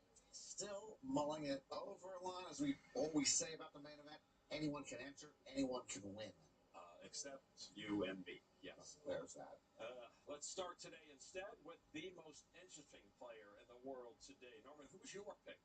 Stanley Tang, who wrote an Amazon best-selling book when he was 15 about internet millionaires. Then, as a 20-year-old at Stanford, he co-founded DoorDash with 2 classmates. And now, because we're all willing to pay $65 to get some shrimp pad thai dropped onto our front porch, DoorDash is the largest food delivery service in America. Stanley Tang is a billionaire, and he plays high-stakes poker when he's not figuring out how to make his next billion. What about you, Lon? Well, I want you to meet Sasha Cohen, a French poker pro who just won his first significant title in April, the Winamax Poker Tour Grand Finale. It was worth 180,000 euros, a nice prize, but look at the trophy, Norman. An actual carbon-sharpened steel sword, a highly sought-after prize over there. Pretty damn sweet. Turns out his dad, Claude, is a player, too. He collected a World Series Omaha win back in '97. His son came in today with a big stack, trying to win his own bracelet. But with that sword on his hip, no doubt, from now on, his friends will be calling him Sasha Baron Cohen. Sasha Baron Cohen is playing the main event? Well, at least one of them, yes. All right, several past main event champs also made the cut and are playing today. Robert Varconi, Chris Moneymaker, Joe Hashem, Ryan Reese, Joe McKeon, Scott Blumstein, and Hossein Insan, all in the field. Looking to outduel Phil Hellmuth, Joe Hashem is joined in the day 2 field by 2 of his sons, Daniel and James. And another step further, defending world champ Mike Mizrachi is back tomorrow for day 3, but his son and all 3 brothers sit with chips today. Pretty good. And finally, a big day here on Inside the World Series of Poker as registration for the Norman Chad Lucky Starburst Club also closes today. Norman, who is your final Starburst recipient? The Lucky Starburst gods paid a visit to Sarah Rolston of Las Vegas, former state lobbyist turned card shark. 5 years ago, she chose poker over policy. And this year, she discovered mixed games. She's fallen in love with deuce to 7 triple draw, and that is the way to my heart. Go get 'em, Sarah. Looking for a second straight main event cash. Look at her. That's it for now on Inside the World Series of Poker. We, of course, will end with another movie poster. A shout out to Olivia Eddy for this one. Oh, Norman, my favorite poker film. All I know is that French Bond villain was a much better card player than James Bond himself. He just had that one tell. Yeah, don't we all? Don't we all? Enjoy the main event, folks.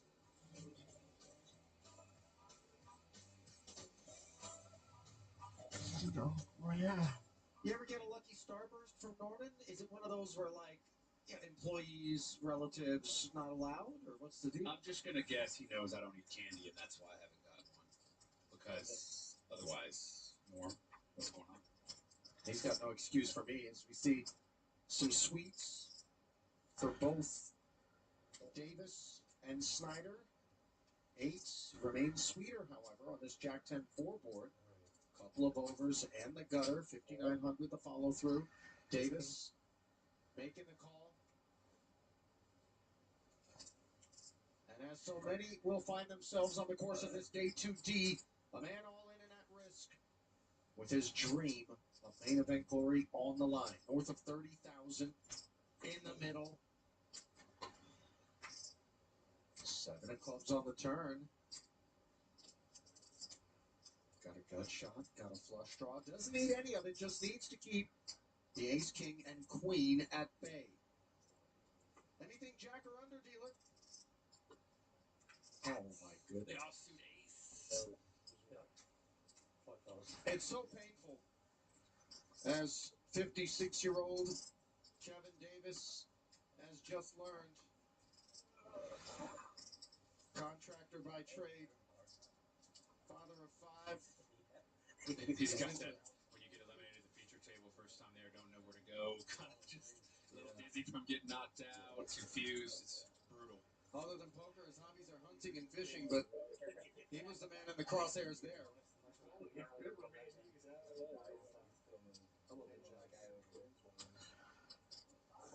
Where did the Isildur come from? I know it's Lord of the Rings, but was that Phil Locke and Victor Blom. But I'm saying, did you used to be those here at this table? Started playing poker? Yeah. A long time Victor, ago. for those unfamiliar with him, We lived in played the apartment and insanely high stakes, and this was a long time ago. Multi-million-dollar swings online, and he's still at it, by the way, David. As I understand, recently spinning a very nominal deposit on an online site all the way up into the 2 million plus mark. I mean, like that. Always looking for the highest action he can find. I also heard he spun it right back down too, but who knows? You know, the roller coaster of high stakes. All the other jumps are super small, and then the big jump from first to second. I wonder if Sean is still on the punt to get to Player of the Year tournaments style, or if he's tightened up a bit. There was an interview with Josh Aryeh where they asked him about Sean, saying that Josh was upset at Sean. Not upset, but called him some names, insulting his intelligence. He said it was ridiculous. Called him an effing moron or something like that.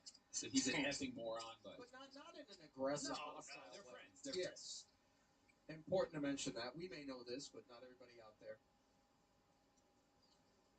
Well, for a time, this main event seemed like it was being friendly to one Jennifer Tilly as she had ace-3 of spades and was up against an ace-8. 7-4 jack. Gave her a nut flush draw on the turn. She would make the spades and just get a load of what happened on the end. The steel wheel. Running deuce 5. Overkill for Jay Tilla. But you know what? I am very sad to report that that was about as good as it would get, from what I understand, for Jennifer Tilly. Because it's always good to get a visit from Jeff Platt. Maybe not if you're this guy. Well, the main event is back on ESPN. You know this man. You know this story. The man who did not cash in the main from 2004 to 2018, one of the biggest droughts in main event history. Chris Moneymaker, if you could stand up for me, please. Please, please, please. He's the 2003 main event champ, one of the best to ever do it, and a Poker Hall of Famer. Is that better? I'm in a hand. Oh, hey, how you doing, buddy? I'm good, man. How are you? Real quick. So, it's so good to be back. And you've spun it up a little bit. Yeah, I'm trying to, go in the right direction now. Slightly above starting stack. Yeah, I go like 75K, which is really good from 39 to start the day. What do you make of being back on ESPN? Oh, it's beautiful. Everybody gets to watch. We get to grow the game again, and super excited about it, obviously. I'm hoping we get to watch you for a while. Genuinely mean that. Let me send you back to the action so you don't miss out. Great to see it. Love that hug from Chris Moneymaker. We're so back. Yeah, their relationship has been pretty rocky over the years. Chris has even taken to deny Jeff opportunities to interview him. Famously, the Jeff Platt curse. Get a visit from old platypus and then showers. It looks like they're on the mend. Yeah, they were. Chris was our guest on Countdown the other day, and they had fun with each other, but I think it was all in jest. 50 more to go. You were telling me your guest on Countdown today, Kevin Pollak, was having a little fun. 50 more doubles. With me? Yeah, we were rating celebrities' poker abilities. Alex has a stack of greens behind. And when we came to Ali Najad, he said, he's very funny. We cannot get up to that level yet. I will contact Jack at 4. 18. Close. Yeah, it's close. No, I guess he's got 90 down there. 90, 60. 250. Oh, I think Alex is adding up the rest of the table to see if he has just under the rest of the other 8 competitors added up. Maybe this will get us there, he says, as he opens with the Queen 7. I like the speech before the race. I don't think I've done it very many times. Cavazos did well with 5s not long ago.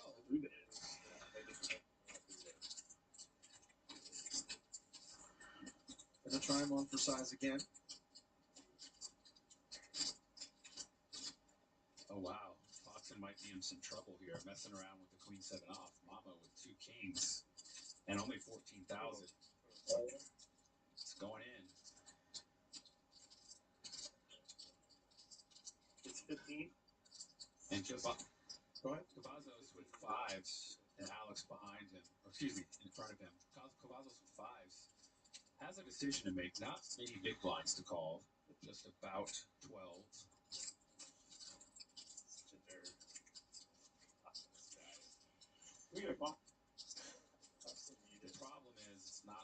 it's going from 4s and less. So your best case is a flip. Oh wow. Notice I don't have 5s. Can I say it? Tread lightly, boys. Like Mataso, got a penalty the other day. He did turn a card up. That was pretty rich. Really ironic right now. Wow, you really have 5s? That's No too way. funny. Now, He's, I pr- have one. he's praying you fold now. I'm folding. Okay. And I do have He 5. does have that's not funny. You know you're going to hit it. You show a bigger pair. If you have ace king, it's okay too. We'll see it on the live stream. Oh, yeah. Rudy turns his face up on the panel to hook. That's too funny. I was hitting too. I think, yes. He's only hit like, what, 3 or 4 sets of 5s? Just He hits a quad? I hit a set with 5s too against Rudy. I should have called it because Yeah. I had 2 grand that hit. Yeah, I saw that. Lalo, by the way, owner of Safeway Demolition. Interior and exterior building demo companies, trying to take the wrecking ball to some stacks out there. You catch that headwear right there? Where's that headwear we keep seeing? I did catch that. Alex's other half of Chip Leader coaching. That's right, Chance Corniff, 181,000. The Zen Master out there. Brian Reese, it's a main event winner. In his early 20s, 180K in front of him. Fellow girl dad. 4 girls now. Reese has 4 daughters. My goodness. Lingren's a Papa Bear. Looking like some Big Daddy things have been done out there. 206,000 in front of E-Dog, who did take some time to chat with us about being a dad and balancing poker. Yeah, that's cold, man.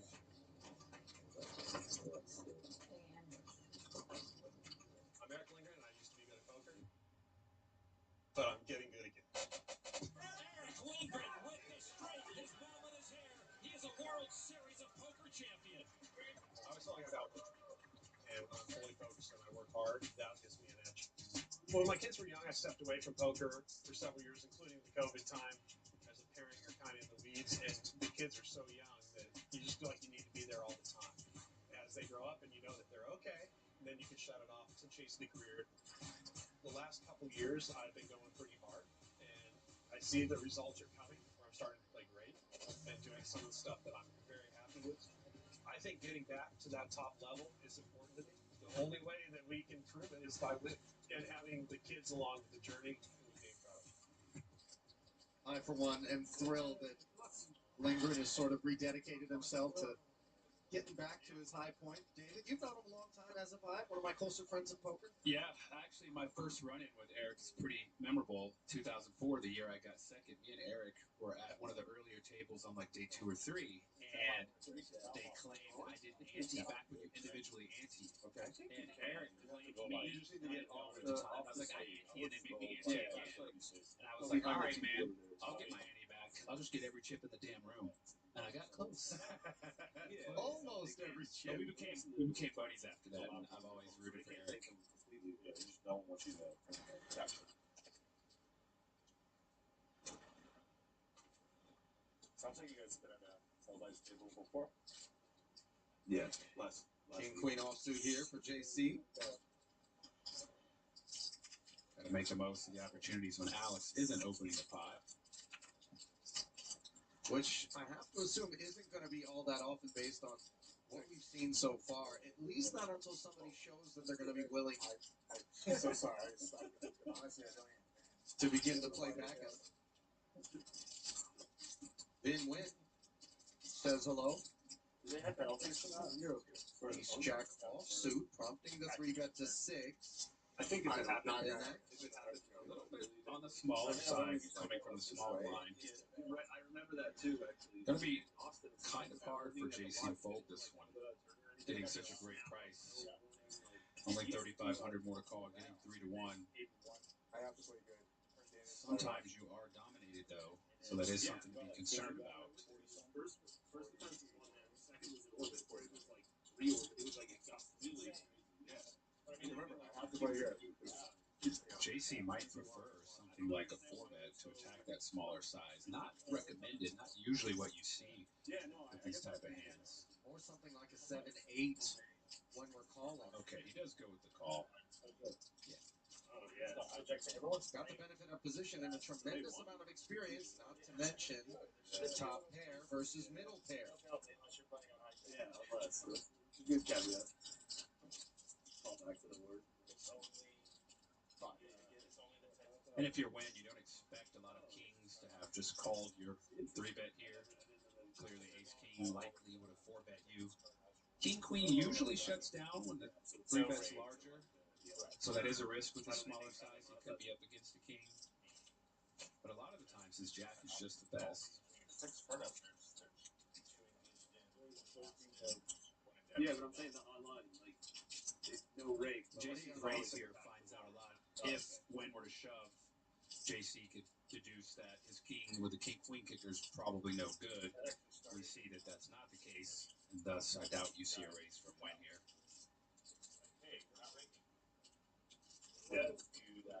Wen's stack size is a bit difficult to just peel here. 8,000 of his 38.8 being demanded by JC. Would only leave them with less than pot size to play on the turn, but looks like he's considering it. Or perhaps he's counting how much he would have if he makes the call. Yeah. Just finds the fold there. Correctly, no less. So tidy operations there from Vin Win, sparing himself further damages at the hands of a $13.7 million man in JC Tran, now nearing 50 years of age from Sacramento, California. But we have not tried Vietnam. Over 2 decades in the game for JC. Not quite that long for Kristen Foxen, of course, but she's made her mark in a very real way. As has hubby Alex. Without question, the foremost power couple in poker. Each winning a bracelet already here this summer. Yeah, that alone is incredible. I'd rather not do that.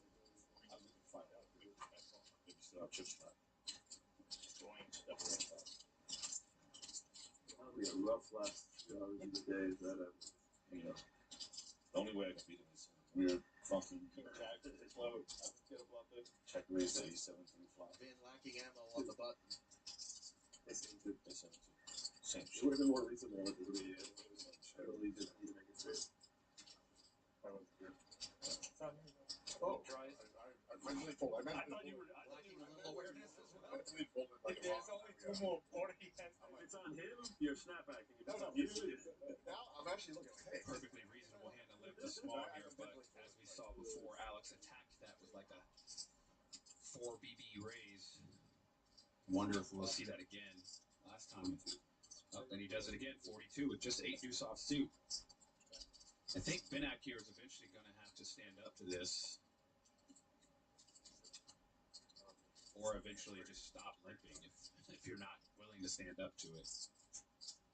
This is blatant abuse here from Foxen now for a second time in the face of limps from the small Adam Gregory, and he can get away with it. Schoolyard bully right about now, 360K now in front of him, and he's been bullying people for a minute. but I won't even. He was honest about it. Yeah. Don't believe me? Just get a look at this. Millions upon millions in earnings from 2022 onward. Just feast your eyes. Unrelenting success for Foxen, and hasn't let off the throttle since. Pretty crazy. In 2023, 4.1 million was 50th. What happened that year? Yeah, who's the other 49 guys? Yeah, exactly. Right. Yeah. Hand of the table with just 10 bigs. 5s again at this table. I mean, Richard Bruning plays poker with a hand. That's what happens. staking his claim. Very reasonable hand to go with when you're down to 10 bigs.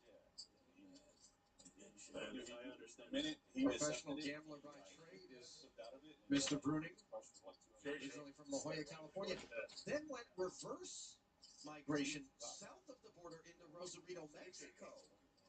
maybe to play a little online poker. That was kind of the thing people did. That was the place people went for a while. Well, for 10 bigs, King 10 folded in the big blind. They got a senior frogs out there. I think they do, I actually. feel like you can get inverted and get some tequila poured down the hatch with a whistle. I think they do. As I recall. Don't go anywhere. More from the World Series of Poker main event Day 2D. I'll be right up for you.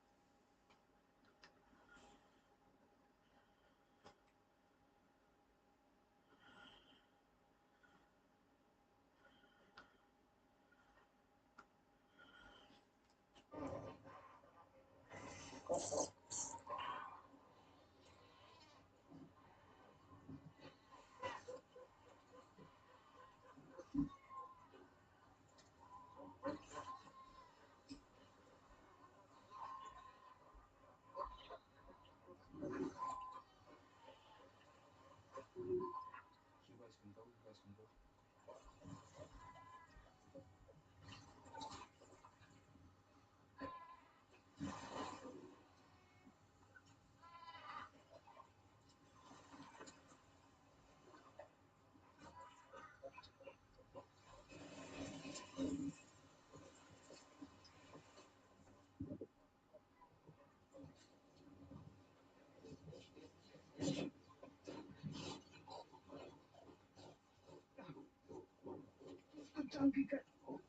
Come on, pull me. Don't pull me.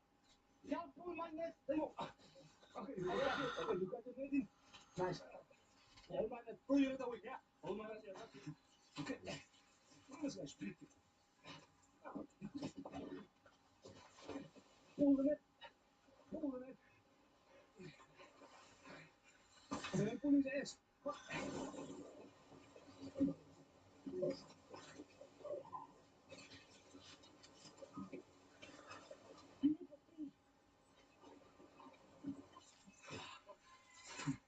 One, two.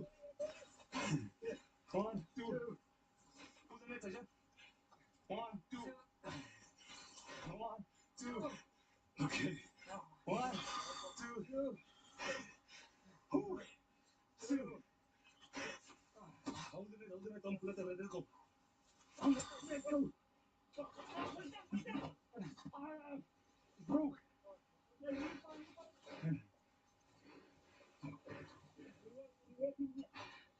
Okay. It's up. Sir.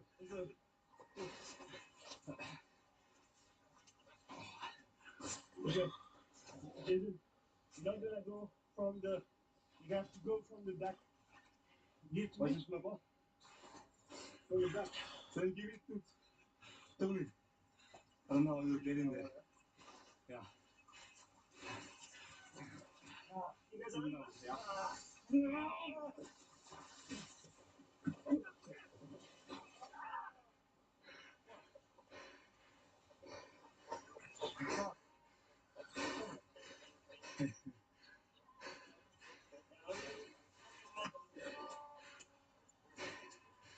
That guy is big.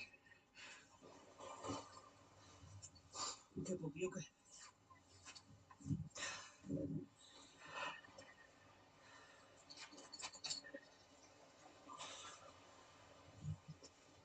Pressure on fishing line. Can't get much fun, Poppy. Look at this. Swimming, yeah? And now you're free. There you go.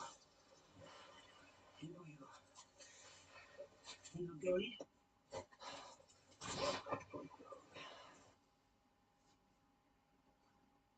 We're collecting point. I'm in the kayak with Dwayne. We've got 2 targets in this group ahead of us in the red group. We've got Tony and Jason on the beach crawling in. We've got a bigger target up on the ridge with the strap, a very big bull, and then another one down here laying on the beach, a young bull or a female with a very bad cut. We're going to come in slow, and I'm going to go for the target on the beach, and Wayne and the other guys are going to go try to catch the big guy.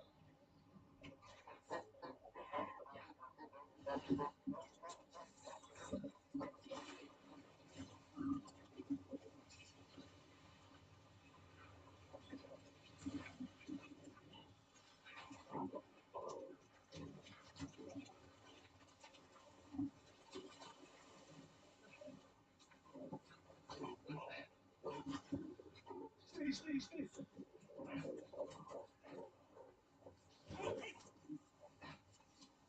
Okay, Evan.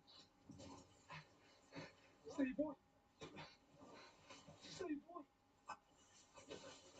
Take the play out. Take that. Right? Yes. We got. Now I need to get this out. Okay, he's going the good way. Okay, wait.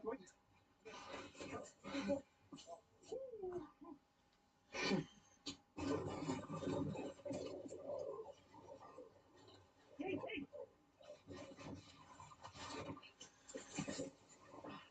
No. Shit. Take the play out. Yes. Now he's in there. Okay. You good boy? Yo.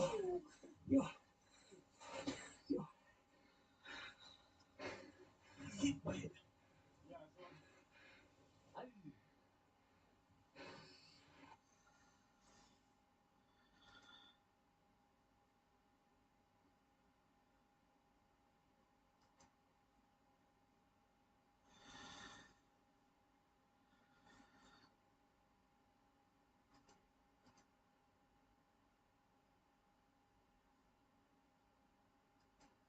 That goes on for a while. I can't hear anything. Let's go, God. What are you doing? How do you get an echo on an iPhone? How do you do anything of that? Like, you guys have to understand how many billions of dollars go into the technology to make it easy to use for dummies like John, and somehow they still manage to make it shit. You have to try to.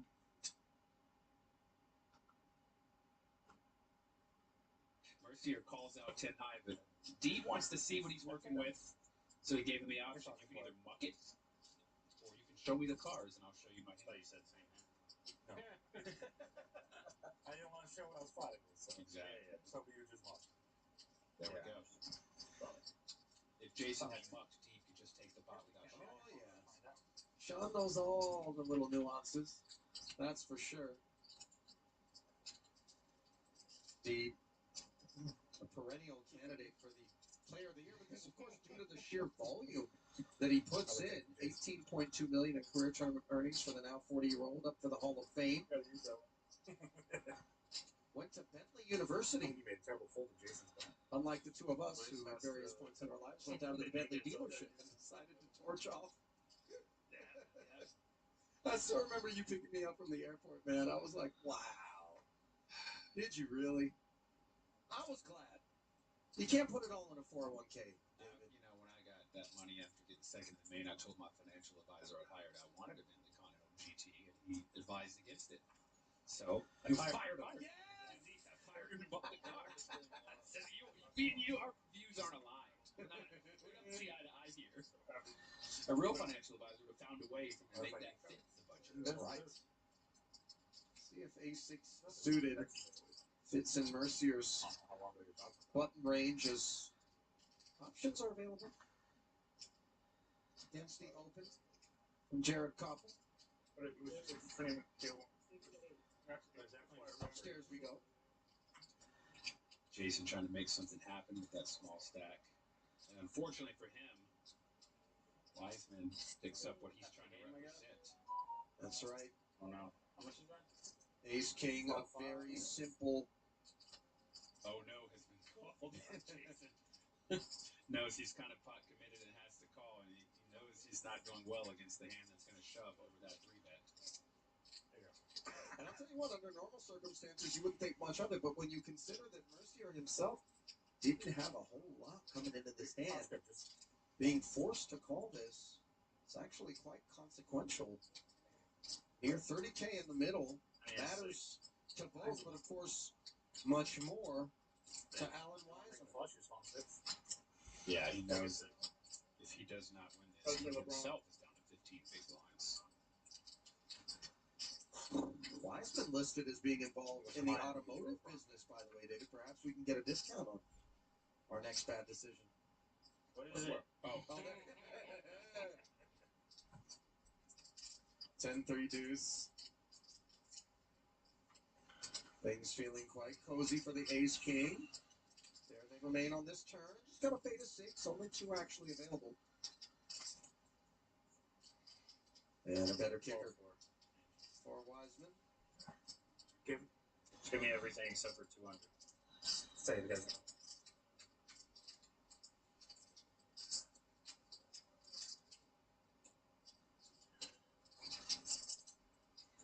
Mercier stack thinning out.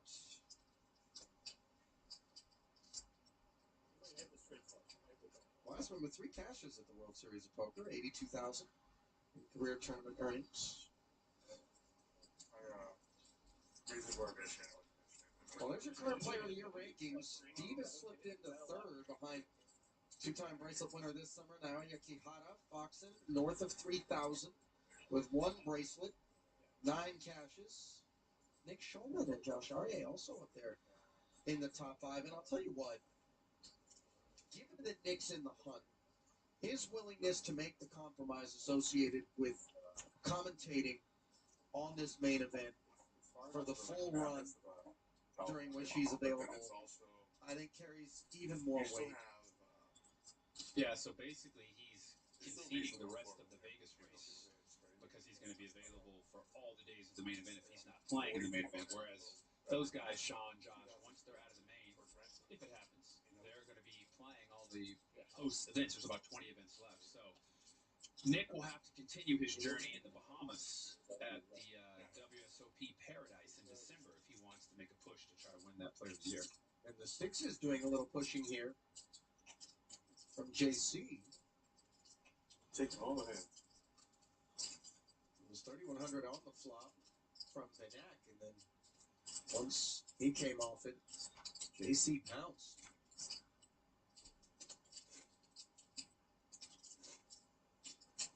Told me he's been spending a lot of time in the outdoors with his family and friends. Loves to fish. Swings the clubs a little bit. Some hoops now and again. Best main event finish for JC. 5th. You know what year that was, Dave? 2013. That is correct. The circle gets the square. Nicely done. Maybe I'll forget. That's weird. I have no idea where that came from. I was just trying to think about a time in my life when that happened because I remember I was super excited for him.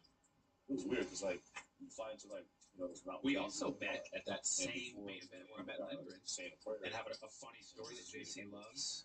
We ended up next to each other in a pot where I raised, he 3-bet, I 4-bet, he 5-bet, I 6-bet jammed.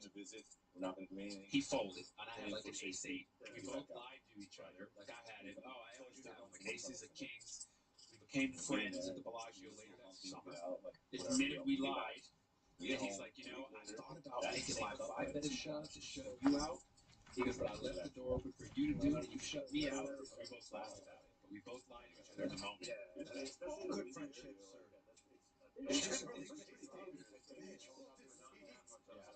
Right at the Genesis. Meanwhile, Cavazos trying to lift the 6s. Grooming wagon is finger there with the ace. Yeah, it's just I don't know. I would feel so dumb.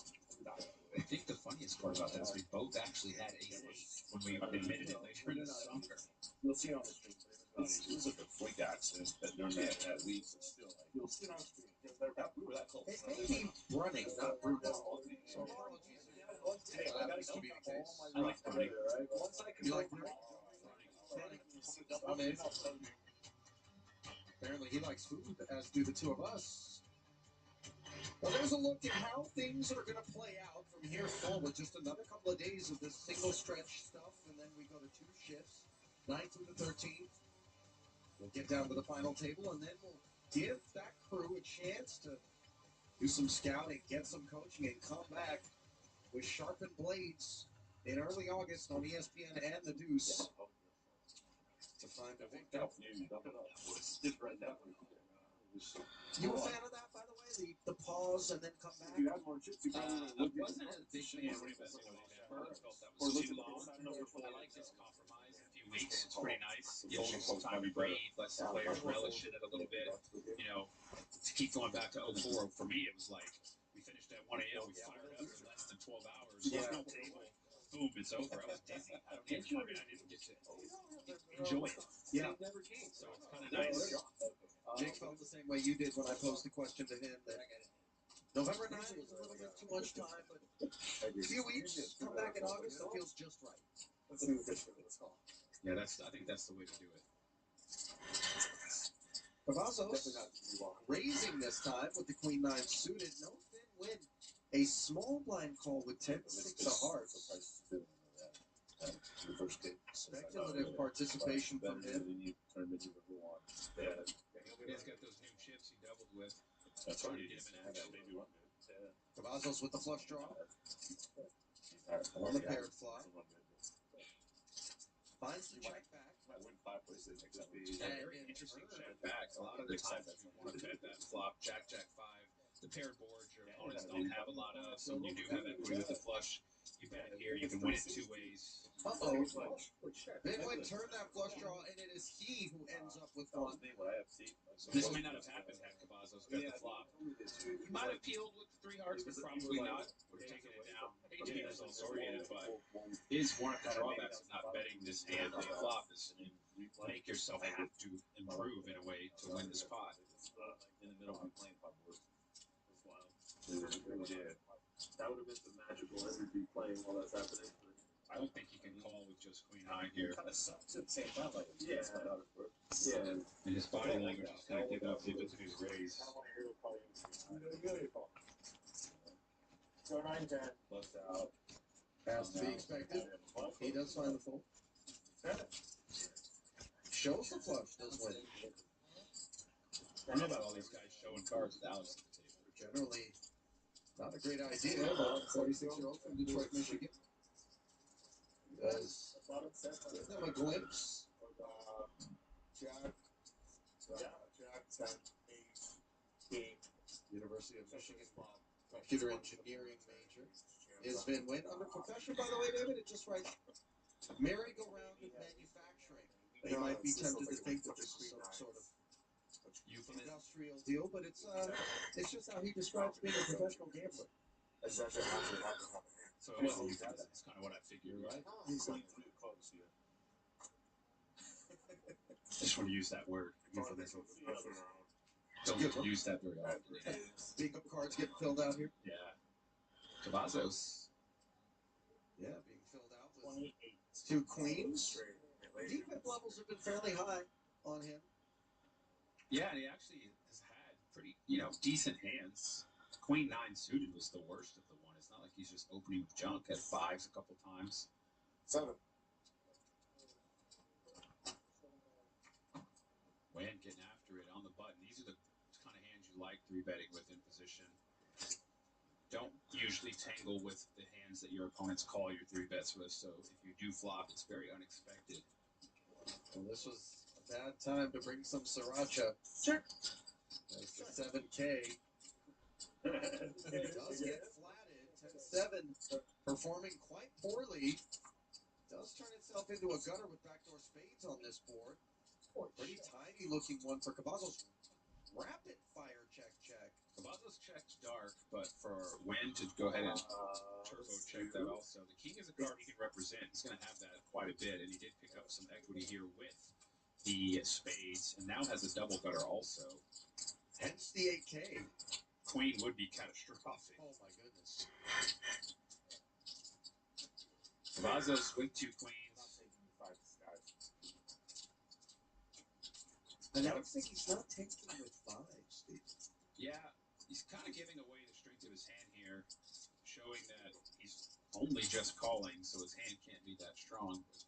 Kind of a curious position to take with a hand as strong as queens, because you kind of, if you do call, set your opponent up to fire another big bet on the river to represent that king. So you kind of put yourself in a tough spot by giving away all this body language and talking, which makes me think he's going to just lay it down.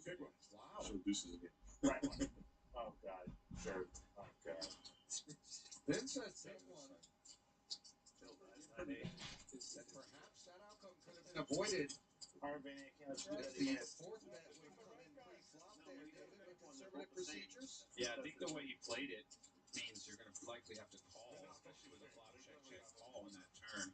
Your opponent doesn't always have ace king, and that's kind of what they played it like. So Vin Win, spin it up here on day 2D. David and I are going to step aside ever so briefly. Keep it close. We'll be back in 2.5 with more from Vegas.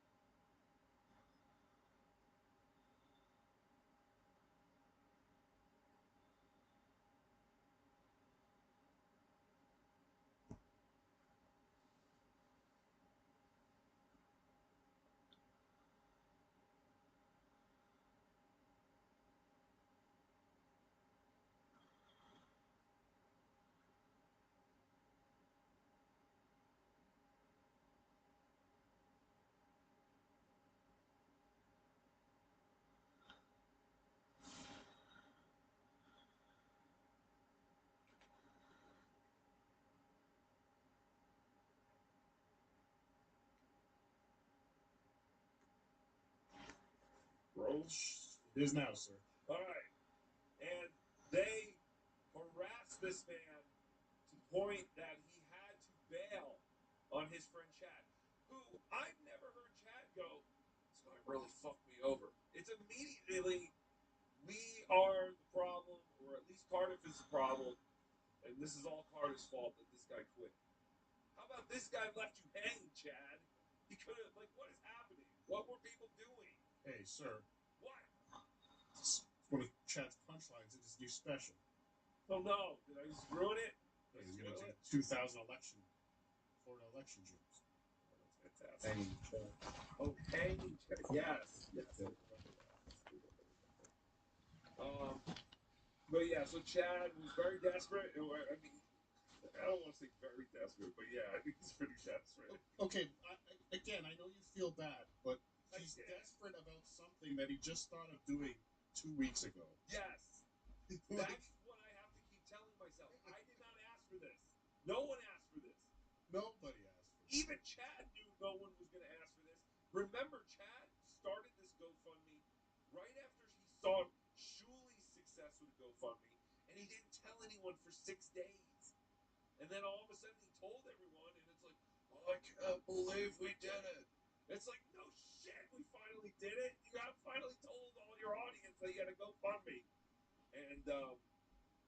course, the GoFundMe has now been raised to $10,000. Do we know where it is?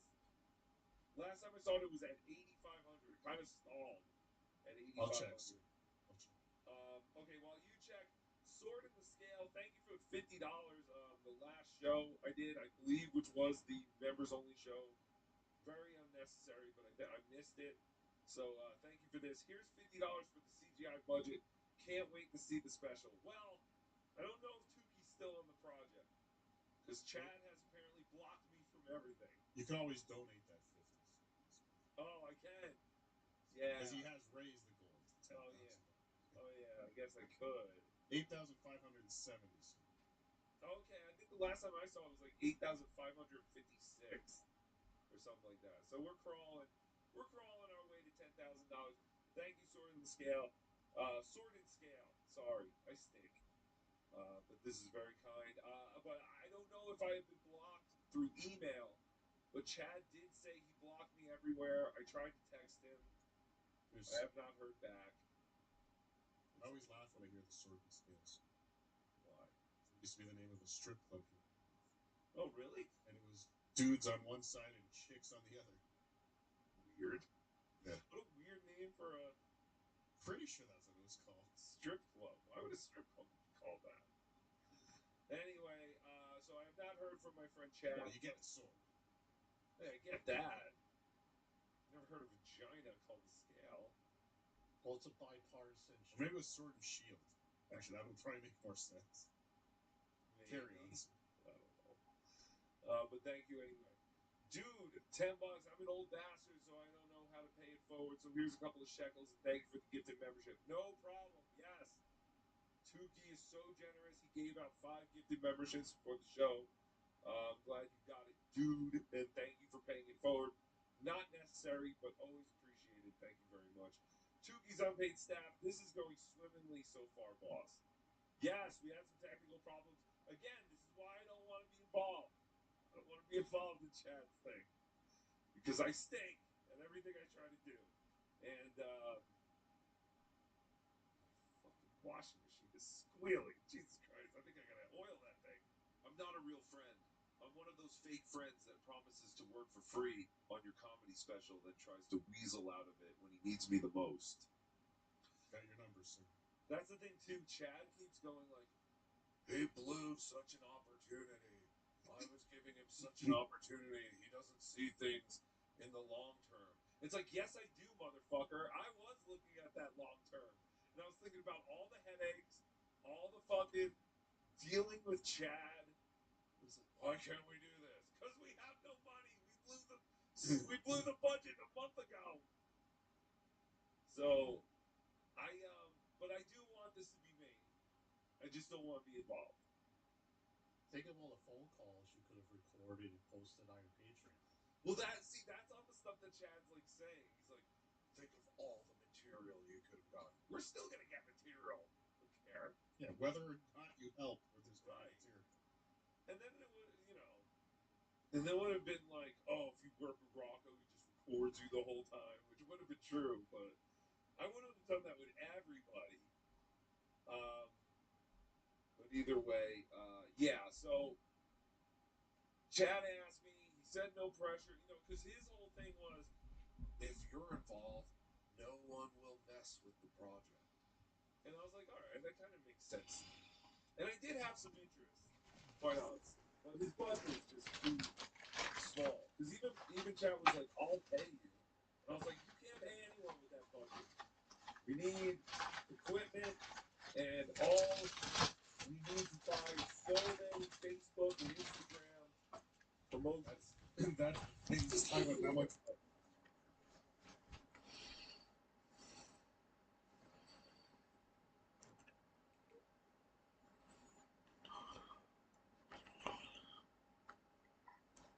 Just spent $10,000 in advertising to make $46 in YouTube ads. Yeah, he's crazy. Like, I feel bad. Normally, isn't a passion project something to fund yourself? And kind of, like, he keeps calling this a passion project. Well, it's something you talk about for more than 2 weeks. Right. It's interesting to hear passion project. Oh, by the way, I know I have cursed and bitched about GoFundMe's in the past, but boy, oh boy, can I tell you guys about a GoFundMe that's worth donating to, and that is the Help Chad Zumach's comedy special get even more special. I don't know a good way to get there. That's but- sure. What is it? I got it, boss. All right, JT's going to put a link. This is a GoFundMe you should all consider donating to. It's a GoFundMe put together by a young Chad fan who wants to get all his friends to the Chad recording. It's GoFundMe.com/F/Dud Shark, DUD Shark. Go there and consider donating because this is a very worthy cause. I know I normally shit on GoFundMe's, but you know, every now and then one comes by that I really feel strongly about. So go donate to I mean, that. Sir Godfrey's donating to this. You Jim Florentine's donating to this. You morons. Anyway, please, yes. Great Mike Danny is donating to this. No, stop it, Mike. What are you doing? Oh, boy. We're People 10% like, of the way there, boss. Juicy Rocco is now all into GoFundMe. It's like, you fucking idiots. But yes, anyway, please go donate to this GoFundMe. Thank you. So anyway, And Chad has also bought new equipment. well, that's, I don't know if it's this clip. Okay, we gotta start watching this clip. Yes. Either way, I did a special members only show. Melton jumped on. I did not know Melton was gonna come on the show, but it was great he did. And I basically spilled all the beans about what's going on with Chad, which Chad said I could. He goes, "You can talk about this because it's gonna come out anyway." I think Chad was more pissed off that I had Melton on with me, and he got jacked, as John Melendez would say. But anyway, this is Chad. And he was in active litigation with the man. Yes, they were in active litigation, but that's why I think I might have been helpful to bring peace to Chad and Melton, because Chad did eventually relinquish the strike, which Right, Chad, I think that's good. You should tell yourself. What? I'm doing this show tonight because this week's going to be a mess. I already planned on not doing shows this week because I originally was supposed to go to Los Angeles for a super top secret situation. What do you think this super secret, top secret situation is, Ralph? There's some movie Swartzen's making or Tripoli's involved in that they want Chad to play a fucking usher in. How do you know that? It's an educated guess, sir.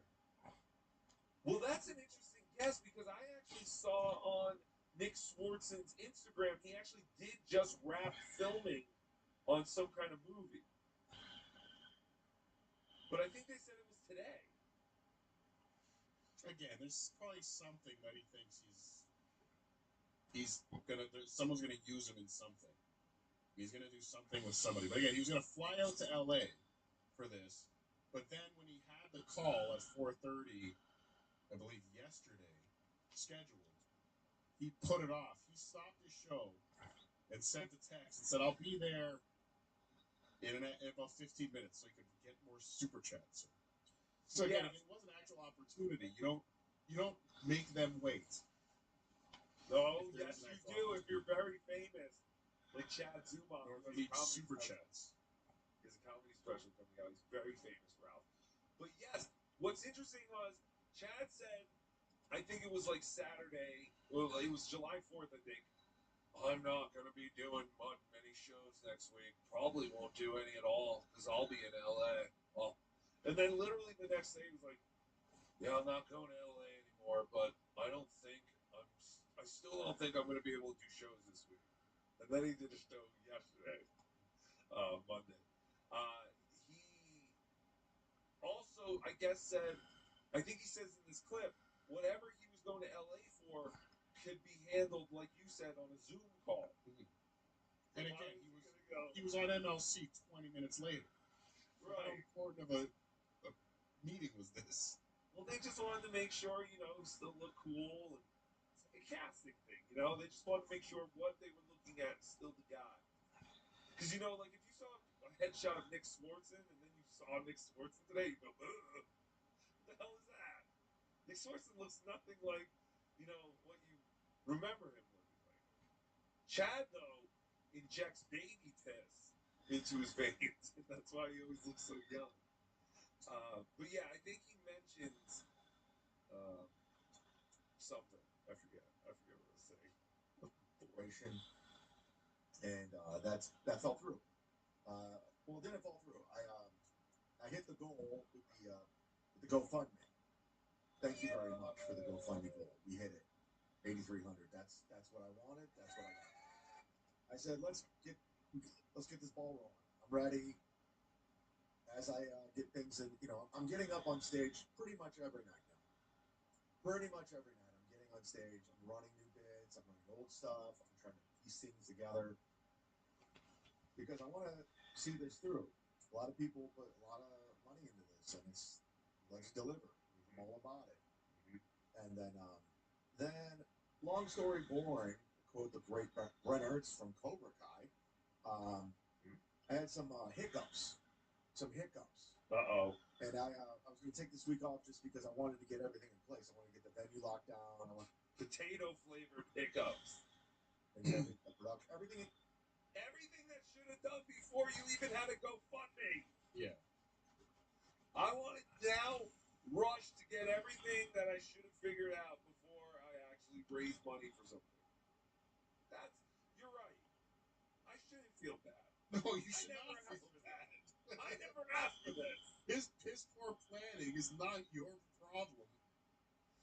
I never asked for this, and now he's mad at me.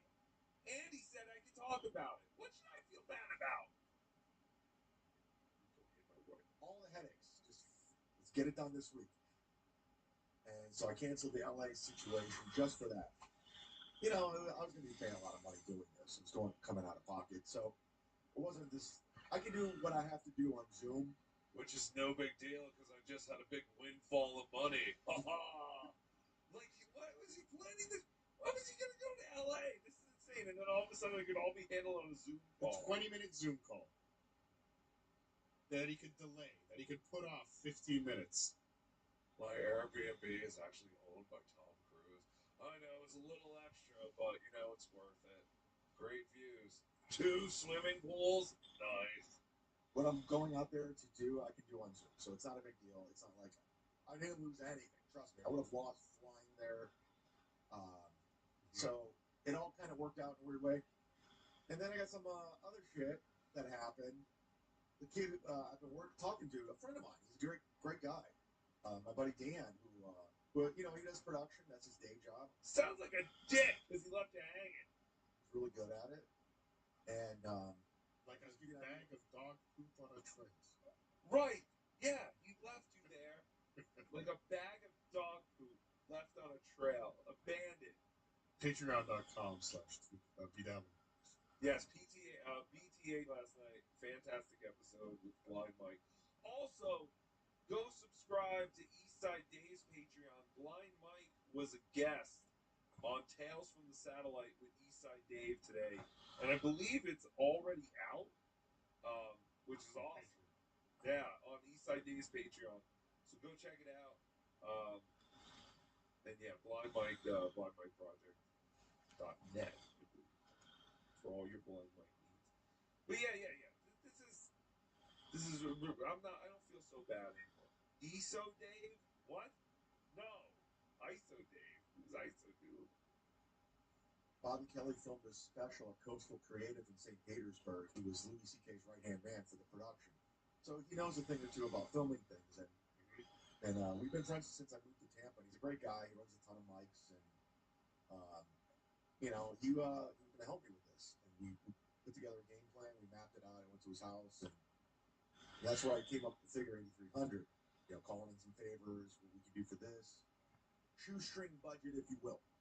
I wanted to make it as affordable as humanly possible. I didn't want to milk everybody for every penny like everybody else does. I want to just, let's see what we can get done. If I have to, go come out of my own pocket, great, no big deal. I just want everybody to be involved with the process of this whole thing. Which means your money.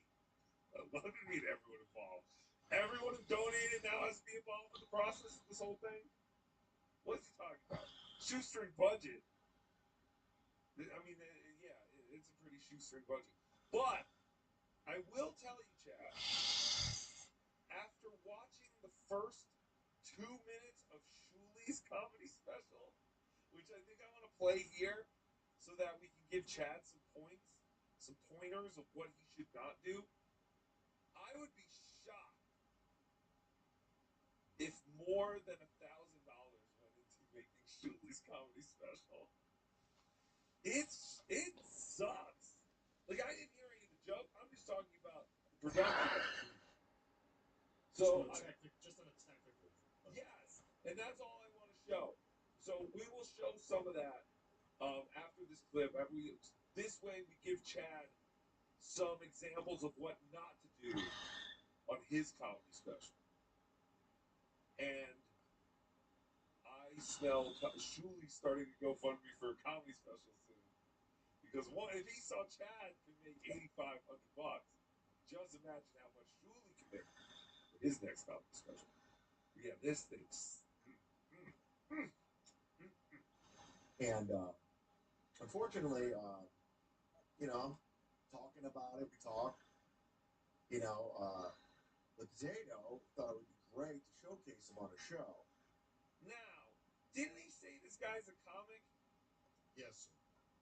So why wouldn't a comic want to be showcased on a very popular internet show? A comic with 3 or 4 YouTube channels that we watched. He has 3 or 4 YouTube channels? Yeah. Not mentioning it.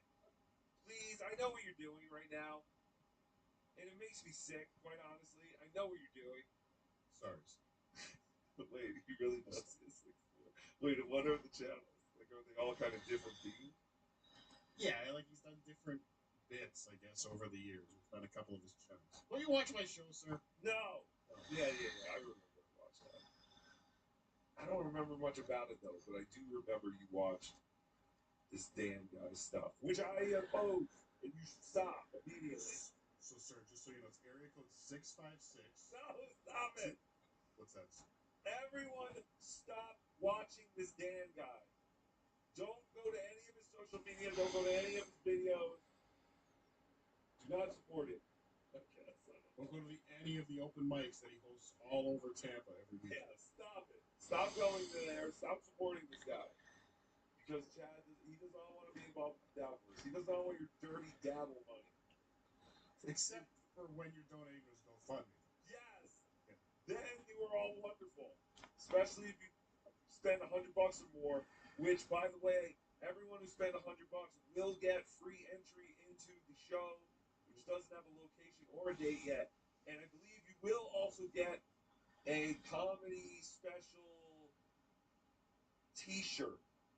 Yes, you'll get a T-shirt. You get VIP seating and a T-shirt. A T-shirt. Always with the T-shirt. I want to know where Chad gets all his T-shirts made for free, because he's constantly giving out T-shirts. That's like a $70 value. What's funny, most times I go to see a stand-up comedy show, you usually have to buy a T-shirt because, you appreciated the comedy that was on the stage.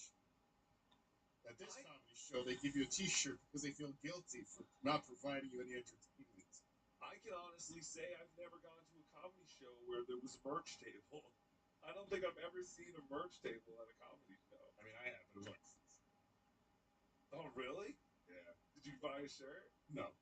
You tried to sell CDs and shirts. Was it Jackie? Was it Jackie the Joke Man? Wish. All right, more Chad. Area code 656. Stop! He doesn't want work. Oh. He doesn't want your filthy dabble money.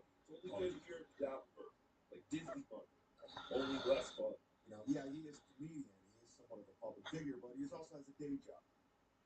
When people start that, I know nobody really wants to believe it, but they don't want to be a part of this world. I don't blame them. Anybody with any kind of thing, they don't want anything to do with this. No, nobody wants nothing to do with this. Nobody wants anything. It's about to fall out. I don't know. Well, I wonder what people were doing. Well, yeah. sir, I don't know if you saw, but I'm watching Cardiff Electric show. But the Potato did put out a tweet last night that said if Chad can produce one credible piece of evidence that any one of Cardiff Electric fans was harassing Dan, Yes. that Cardiff Electric will retire from live stream. Yes, I did see that. I assume the evidence was brought to Cardiff Electric immediately. I've seen no evidence, sir. What? He can take Cardiff Electric down forever? I will go away. Cardiff Electric will never live stream again if he produces any evidence that somebody harassed his producer. Believe me. Wow. Then has he even replied? No, sir. You know what? Because you're blocked. We're all blocked. He's seen it, sir. He's seen it. Come on, Chad. We can get rid of the potato forever. That is the whole goal. He'll go away forever. Anything to do with it. I don't blame him. And I don't blame him for wanting to not be a part of it. And that's when JT will find his long-lost brother, twin brother, TJ, will come back from being lost in the war. No way. No what? way. Oh, no? way. Oh, I thought that would have been funny. No. TJ, he had amnesia. He got lost in Iraq. He somehow found his way to the Dabbleverse. Stolen I talents. love Dan. He's great. Sucks. Dan sucks. But it's, you guys take it way too far, man. You just do. It's just like, what? Let me ask you something. Haters, pull up at me. Let's talk. Wouldn't you guys? It's pull up a chair. Pull up at me? Can I pause for a second, sir? Yes. I just want to say that the declaration that Cardiff put out has to be harassment before he made the statement. That he can't harass the guy now and make me go away. Okay. Yeah, it's got to be carbon dated. Yes. From before July 4th.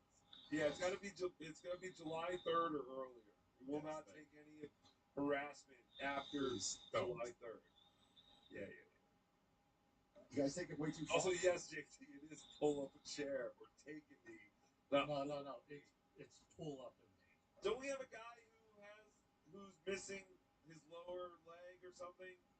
Can he pull up a knee? Or am I thinking? Oh no, that guy at Packamania who had one arm. One arm, one leg, whatever. Either way. So yes, it's not pull up a knee. Oh man, you just do. It's just like what? Did you say something? No. Okay. That was a washing machine. But let me ask you something. Haters, pull up at me. Let's talk. Wouldn't you guys rather have me film this? Chad would make a great guidance counselor. Hey kids, come on, pull up a knee and let's have a talk. Where do you think you guys are gonna get in life by skipping gym? And get it done. And it's gonna happen. I'm not like saying, oh, we're not doing it now. It's a little setback. Speaking of guidance counselors, Tell is still $20 away from tonight's goal. Yeah, but what about this morning's goal? Is he already written that off? He missed this morning by like 135 again. He's getting triple-digit misses in the daytime. Thank God for the night. Oh, that's why the Shuli Network's show title tonight was "Steel Toe Misses the Goal." Okay, yes. I got it. Yes, the Shuli Network, where you get all your steel toe and karmic information. Go to the Shuli Network. It's fantastic. Or dial area code 656. Stop it! That's not. Wait, is that his booking? Wait, if that's his comedy booking number, that's fine. Is that how you book him for comedy? Yes. All right, that's fantastic. All right, keep going. Wouldn't you want to just get it done and then make fun of it? You remember when Brendan Schaub filmed his Showtime special and a special? Like, would you guys rather have had that shut down? I mean, how much people covered that? Like, you know what I'm saying? I'm not saying. I'm giving you an example.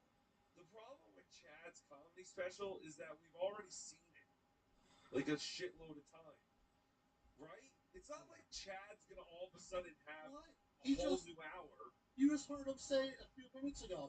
He's out every night doing shows, working on new material. And old mics. He also said and old material. He snuck that in there. And I've heard him say he only has 2 new bits he's working on.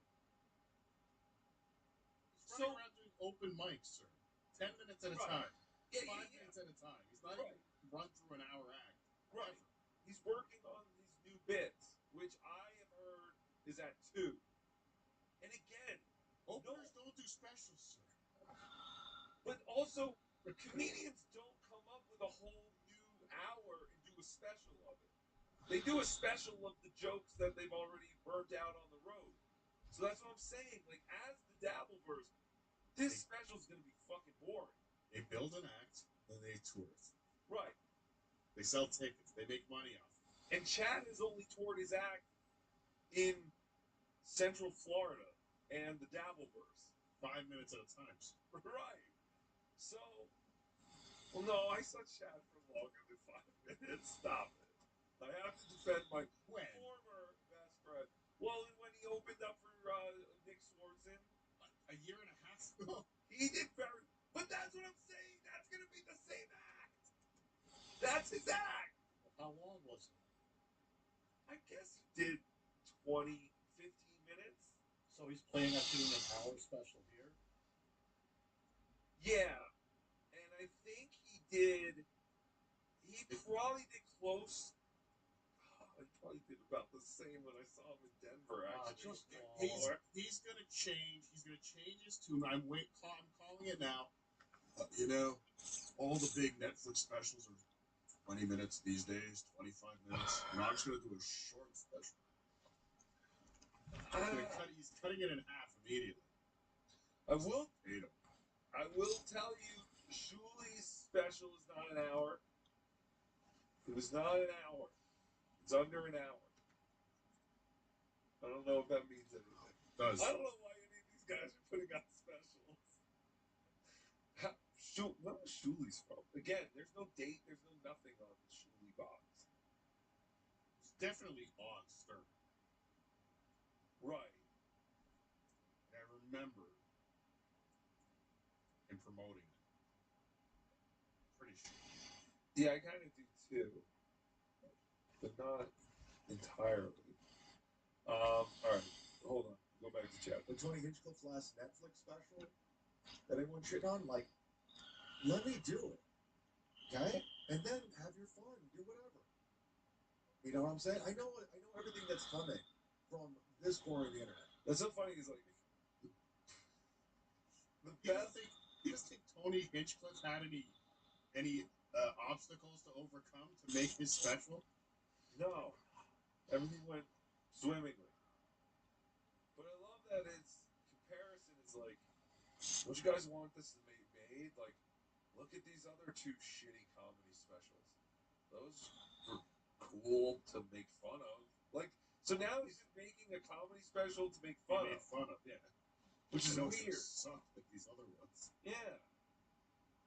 But that's the thing, because what he did say, like, he's like, I know the Dabbleverse is... Because, that's actually... I don't know if it was yesterday's show, but he said, he was like, I know the Dabbleverse has heard all my jokes, but the mainstream comedy audience hasn't, and they'll like it. I forgot he did say that. It's not in this clip, because I think this is the day before. Damn it. So why didn't his dry bar do anything? He's so talented. Again, what was the difference to the dry? So why does he promote that? Make that. I don't know.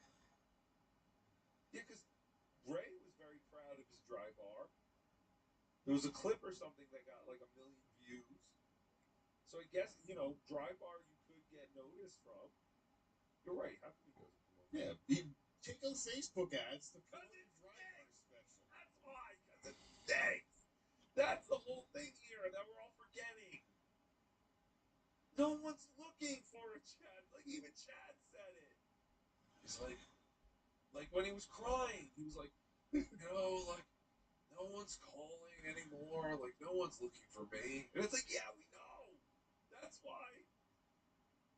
The whole comedy special thing is kind of stupid. Let's just think back over the last 6 months to a year. We've watched Chad fighting publicly with comedy club owners. Right? Like, we've watched him go to war with comedy club owners. Like who? The guy that John was hooked up with. Oh, yeah, wait. Remember when he was doing reviews of all the guys? This is a shitty club. It's the worst club. He's a fucking ass. Like he started going off on that Chris guy. Oh, yeah. What happened to that guy? Well, it doesn't matter. But again, that's 3 more clubs that Chad can't shoot a special on, or Chad can't get booked at. Right. Like he doesn't see how much of this he's done to himself over the fucking years. No, Cardiff did it to him. That's Duh. It was Cardiff. Ridiculous. I mean, like, let's all, let's all put blame where it is warranted. Cleaver Melton's 4XL back and 2XS.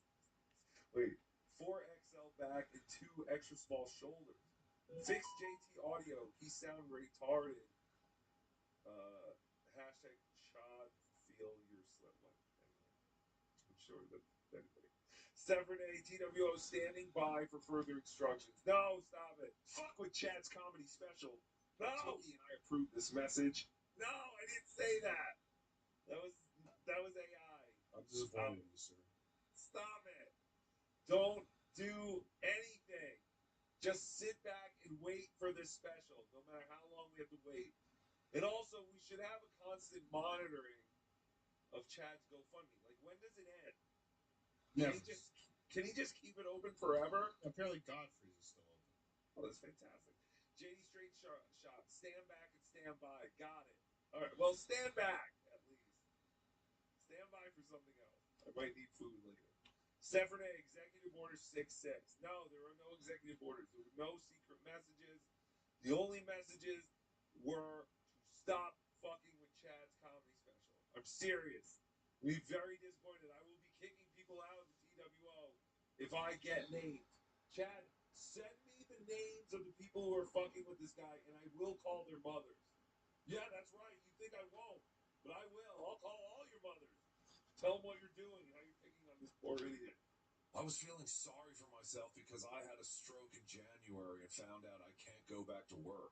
Oh, no. I snapped out of it when Chad cried and told us how much shit he's gotten over his special. Oh, see? It's inspiring people, sir. It's inspiring people. Look at that. Preacher Bill thought his life was shit until he realized all the shit that Chad Zumach had to walk through in order to get up on stage and finally film his comedy special. Nobody's suffered more than Chad Zumach. No. Nobody. I don't like it here. I'm tired of being afraid all the time.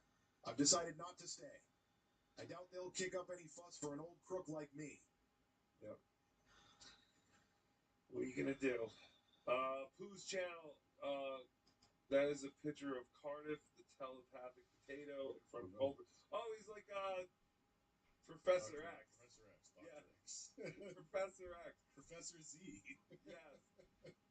Professor Z is telepathically using his mind control on all of you to fuck with Chad. Which, again, do not fuck with Chad.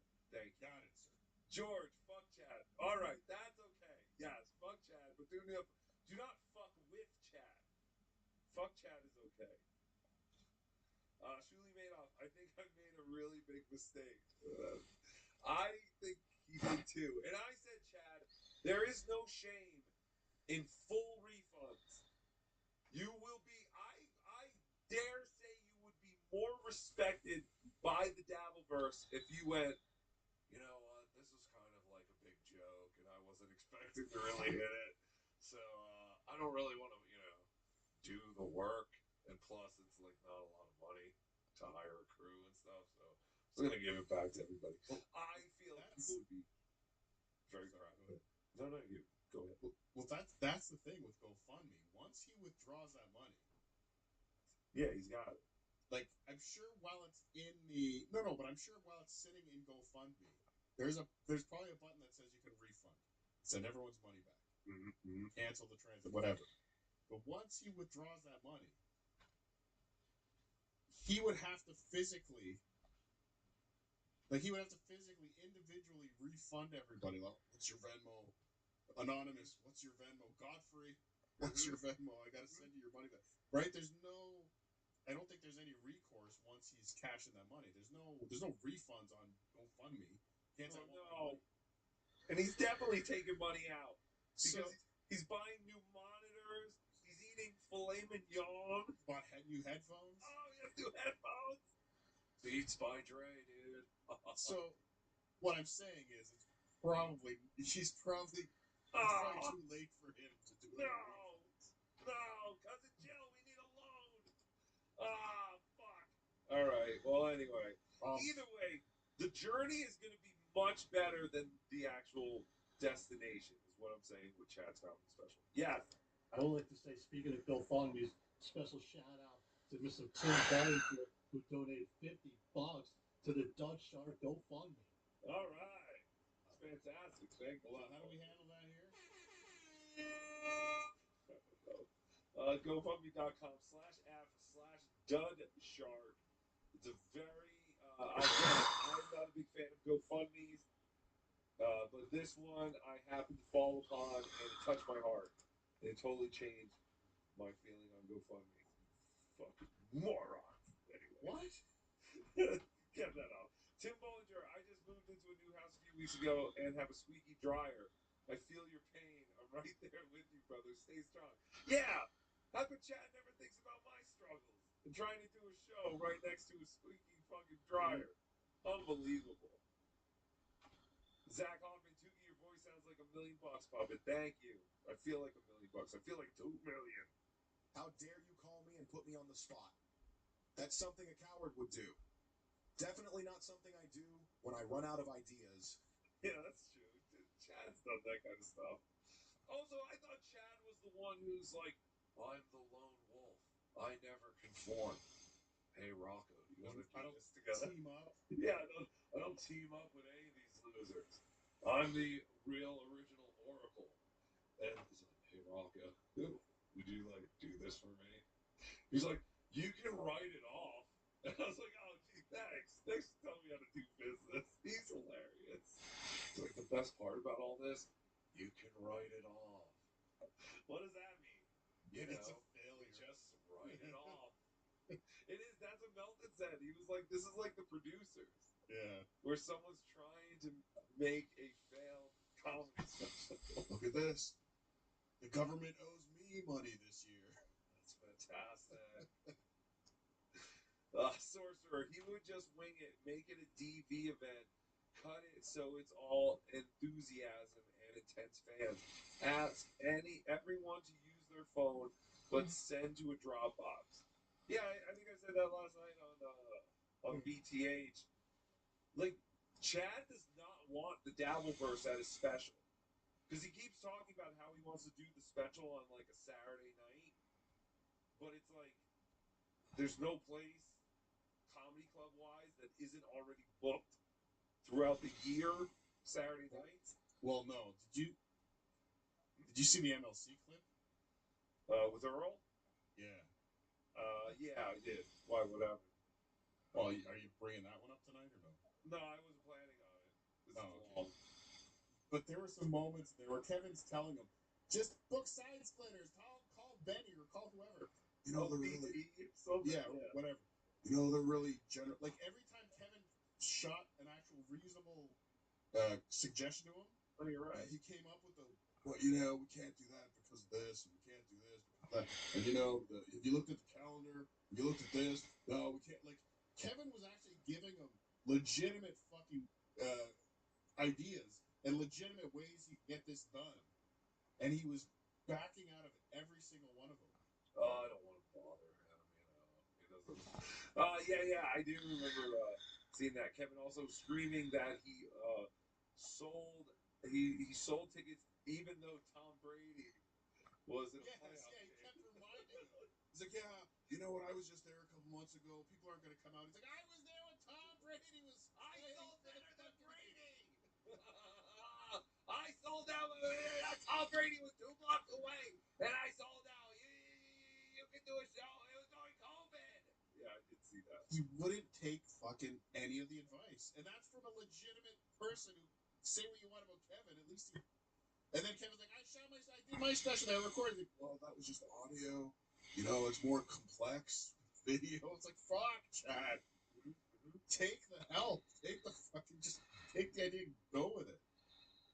It did seem like a much better idea to just record a audio special and then put that on Sound Exchange. It seems like one, it doesn't cost $10,000. It seems like something Chad could have just done anytime. I'm already getting Sound Exchange checks, you fucking idiot. Yeah, but he always talked about how wonderful Sound Exchange was and how they were so hefty. So why wouldn't he want to have? I mean, I'm sure this special will go on Sound Exchange after HBO and Netflix are done with it. Well, there's probably going to be a bidding war. Yes. Once they're done with it, once the big guys are done. And by the way, he's saying he never thought legitimately about Netflix or whatever. But I gotta find the clip. He said Amazon Prime. He said we'll get this on Amazon Prime. He said the fucking words. Yeah, but Amazon Prime, anyone can get on. That's not like an accomplishment at all.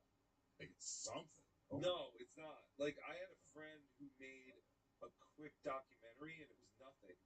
And you could see it on Amazon Prime. Like it's not backed by anyone. It's something he made. Like it's just unless things have changed. How Nasty Neil gets t-shirts up on Amazon. Yes. Okay. Yes, exactly. But as far as I have heard, it's not a big deal at all to have something on Amazon Prime. Let's get this show on Amazon Prime. We could, I guess. I don't know. It's too stupid. Sorry, more chat. Oh wait, no. Sorcerer. When climbing a mountain, one can plan the entire route or simply start walking. The latter will summit. The former will barely move. Believe first. Well, there's words of encouragement by the sorcerer. But which is the latter and which is the former, sir? That's the question. I think the latter is simply start walking, which seems is what Chad is doing. Right? You don't have a plan? All right, there you go.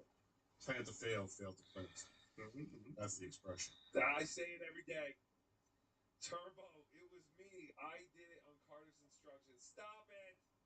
Stop it, Turbo. I'm going to get rid of him. No, don't block. Don't give it. Don't stop it. Leave him alone. He didn't know. That was a warning. Warning, Turbo. If you do it again, another warning. But I swear, you do it 13, 14 more times, you're out of here. Illegal Deagle, any more tiny DV shows you can make fun of, please? Oh, Illegal Deagle, I'm so glad you asked. Yes, there's a guy called Sando Says, who I discovered last night, and I looked into it a little bit. Oh, no. And I'm going to play a clip. Sam Bibley also created a thing about Sando Says, which I'll play. Who's Sam Bibley? I don't know, but he makes videos, and I find them funny. So he made a video about Sando Says, and I do have an update on the Bacon Bits beef drippings Kevin Frosted Tips or whatever drama. So yes, Illegal Deagle. I got, you know how people say like I got so much feedback and positivity about a segment. I'm not gonna say I got so much, but I did hear from a few people that said they enjoyed covering the Doom clip of the fight between Carl's Frosted Tips, Bacon Bits, and the other one, beef drippings. So yes, I will go over it later once Ralph and JT leave to go to bed because I'm not going to ruin their night with that. Good night, sir. Thank you. Good night, Ralph. I want everyone to get involved with the process of making this comedy special. I don't know why people got involved with my special. Now Dan is out. Rocco now owes me a special because of Cardiff. That's true. You do, Holmes. I think he means he wants everyone involved with the special to be involved with this. I don't know what he was talking about, quite honestly. But yeah, there was something weird there where he's like, I want everyone involved with the special. But then he's like, you guys all get too involved. You're crazy. You're stalkers. Melvin Goodstein, 23 years in the business of show, and this imbecile doesn't have 1 hour of material. Chad is an unfunny douche, and I don't wish him well. Well, no, he's had other. How long are his other specials? Honest. Because Chad's had other specials. He has that one where he's standing in front of that tiny Matchbox Car. I think it's called. I think that's Florida's Most Wanted. And then he also is that the one where he asked everyone to clap? What was that? That special? I believe police that clap? was Florida's Most Wanted. Oh, that's the same one. Believe so. All right, so maybe he's only had one. I don't know. I don't remember. I never heard it.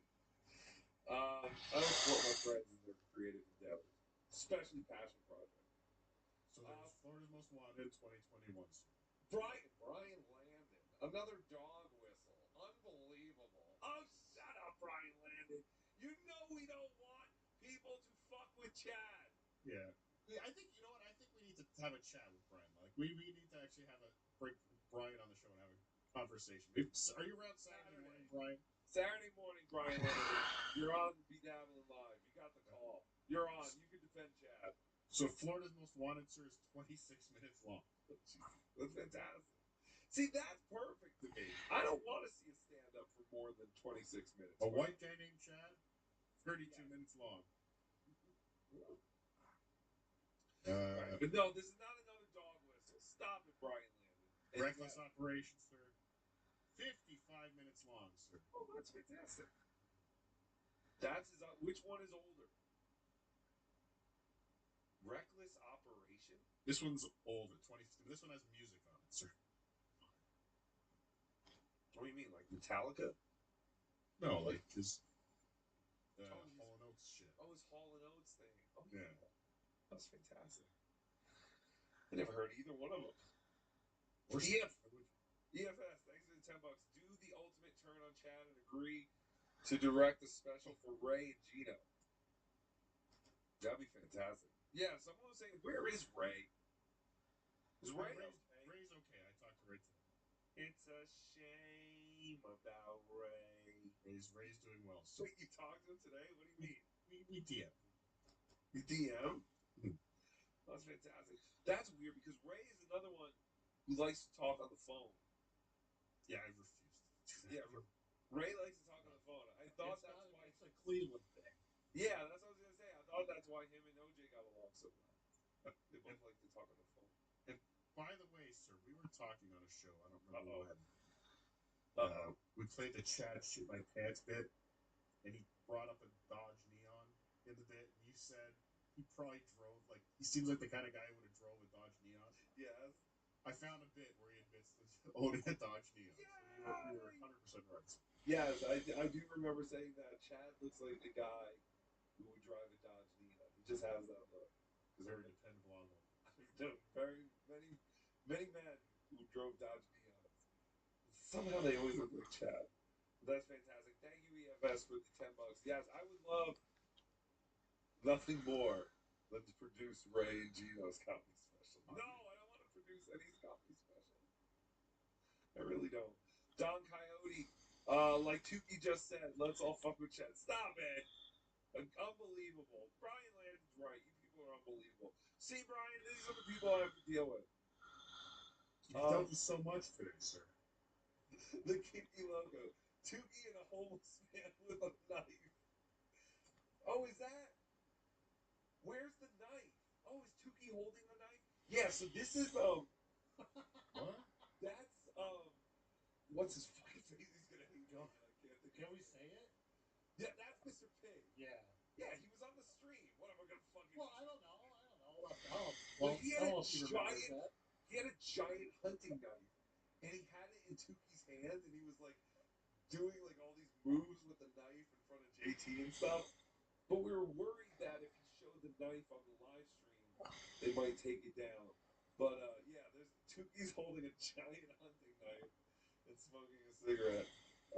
Mr. P, I love you. I know I've been ignoring your text messages, but you're incredibly annoying. So I did not. It's the only way to get you to stop. Stop this one. No, I'm kidding. I've just been busy. You know, July 4th and all. Good evening, ladies and germs. I just flew in tonight, and boy, are my arms tired. Good night, folks. Don't forget to tip your waiters. Fantastic. Again, I think the shorter the comedy special, the better. So if he just went up there and did that, that would be fun for me. David R. Fuller changed Chad's parametric credit on IMDb to Cardiff electrician and height to 5'4". 5.5. Like, Now, I'll hit you all you want, buddy. You're okay in my book. stop it, Mike. Changed Chad's parametric credit on what's the parametric? That was sketch that he did. I don't remember what that. I don't know what he's talking about. We might have to go to Chad's IMDb. I did not ask you to do any of that. Take it down immediately. Change it back. Stop messing with this man. Gosh, at least I tried, guys. I tried to do something. I tried to be somebody. I let my little heart dream, and dream it did, like a beautiful songbird in a prison cell. The mud shark stretched out his little wings, and on this day, he soared. Rocco, he soared. I do believe Chad can soar. I am just not the mama bird to teach him to soar. That is how I feel about this situation. I've been on the phone all day talking to 2 comedy clubs. You don't know how much work this is. That is true. How much work? Like, I know, it's got to be work going around, looking at places, I guess. But the initial calling of places, I mean, I'm just going to call a bunch of places. Hark! I materialize before you from the distant past. Oh, no! Betrayal the crow cries, or fuck with Chad's special. Crows talk all retarded sometimes. Yes, they do. Thank you. Sorcerer, I also followed Carter's instructions. Exactly. Stop it, please. People hate me. Don Coyote, dog whistle received loud and clear. Loud and clear. Loud and clear. Sir Tukey. No! There is no message. Stop it. Leave this poor idiot alone. Just wants to work on his passion project, which you all pay for. Again, normally, Chad, a passion project is something like, I think you put your own money in. You're not looking to make money with it. But, what am I doing? Comedy fans and other What? Yes. people that they're gonna like it. Just I know it. I know the temperature. But, leave other people alone, man. With day jobs and Oh, that's where he's saying, like, fans of comedy are going to like his special. Like, that's what he's saying. But again, at the same time, like, the Dabbleverse knows the whole special. thing from this corner of the internet.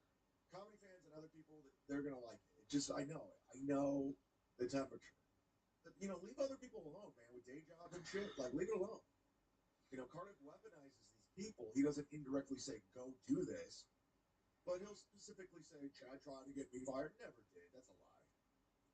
So they feel like we gotta avenge. He definitely tweeted out all the information on the school he thought Cardiff worked at. 100%. That's all fuck with Chad.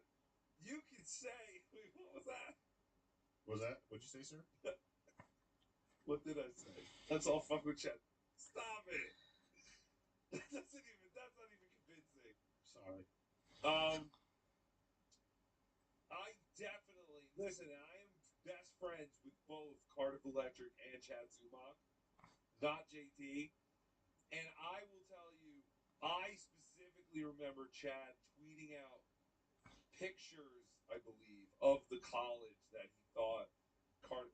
Am I right there, or is that wrong? And at mentioning the school. And at mentioning the school. Yeah. Now, listen, did he want to get Cardiff fired? I can't say for sure. I mean, it's not like he said, hey, whatever university, you should fire Cardiff Electric. Well, no, he kind of said you should know what your people are up to online. Well, then maybe he kind of did Yeah. want you to be fired. But again, let's take that off the table. Yes, let's take it off. Yes, let's take it off the table. Shit. We got an event. Now, remember when he tried to get Hackamania canceled? No! Oh, when he was going to team up with Corey Feldman to take down the biggest gathering of pedophiles Las Vegas has ever seen. Didn't he also try to take down Dabblecon? Remember when he tried to take down Dabblecon? Well, he called the state inspectors, He right? called the health inspector. That was never proven. Yeah, okay, so it was just somebody else that was saying that they were Frank and Chrissy Pellegrino. Okay. They could be anyone. Anyone could say they're Frank or Chrissy. You're right. See, Chad, I'm sticking up for you. I'm still your buddy. Remember the time he called the Hog Shack? Well, that was With just to Ray. see if Ray was going to be performing there. He just wanted to confirm before the rest of the Dabbleverse purchased their tickets. Remember the time he called Ski Mask's wife's school? Well, that's because Ski Mask got him in trouble in the Bahamas. Oh. Remember?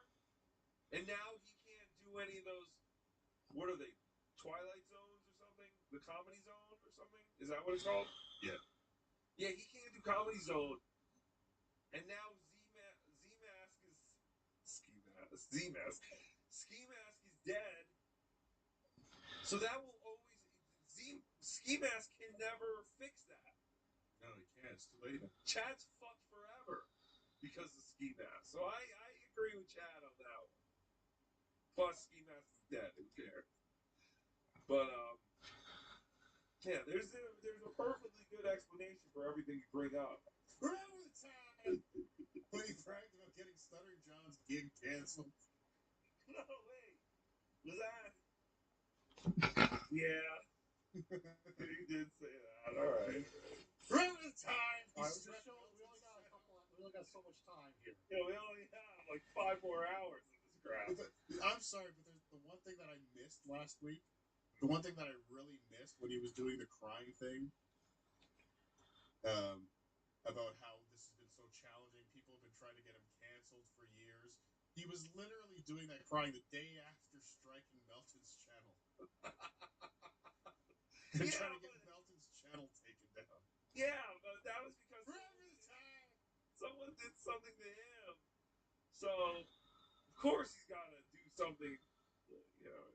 Remember the time when he threatened violence at the Chrissy Mayer show and they had to ban him? I try, Chad. I try every time. My favorite is when we reveal something to Blind Mike, where he's almost on the side of Chad. Oh shit! I didn't know that. My God. Yeah. It is funny. Remember, Avenge a potato filter. It's like let it happen, man. Like even the special out in Colorado, that would have been great. I had so many people coming to that thing. remember the time when he got a special in Colorado canceled because he screamed the N-word 37 times? Yeah, Godfrey said it's okay. That's true. He did have a black pass. And then remember the time, even after that, just a week ago, when you called him on my show and he did it again? Sorry, I'm yelling. Am I yelling? I'm still mad at whoever did get Chad. Like, I'm mad at you because I could have had. See that? I see the bigger picture with that one because I could have had a wonderful weekend with my friend Chad and much content. But I do have to say, whoever got his Colorado show canceled is the reason we got the GoFundMe. So I don't think I could be that. I'm mostly mad for selfish reasons. But see, now people are going to say I'm condoning it. But even that, at the end of the day, we don't even know if that was the reason I got canceled. It is. I told you, I talked to a comedian who works at Looney's, and I said, Oh, really? Hey, yeah. Didn't I tell? I thought I told you on the BTH show.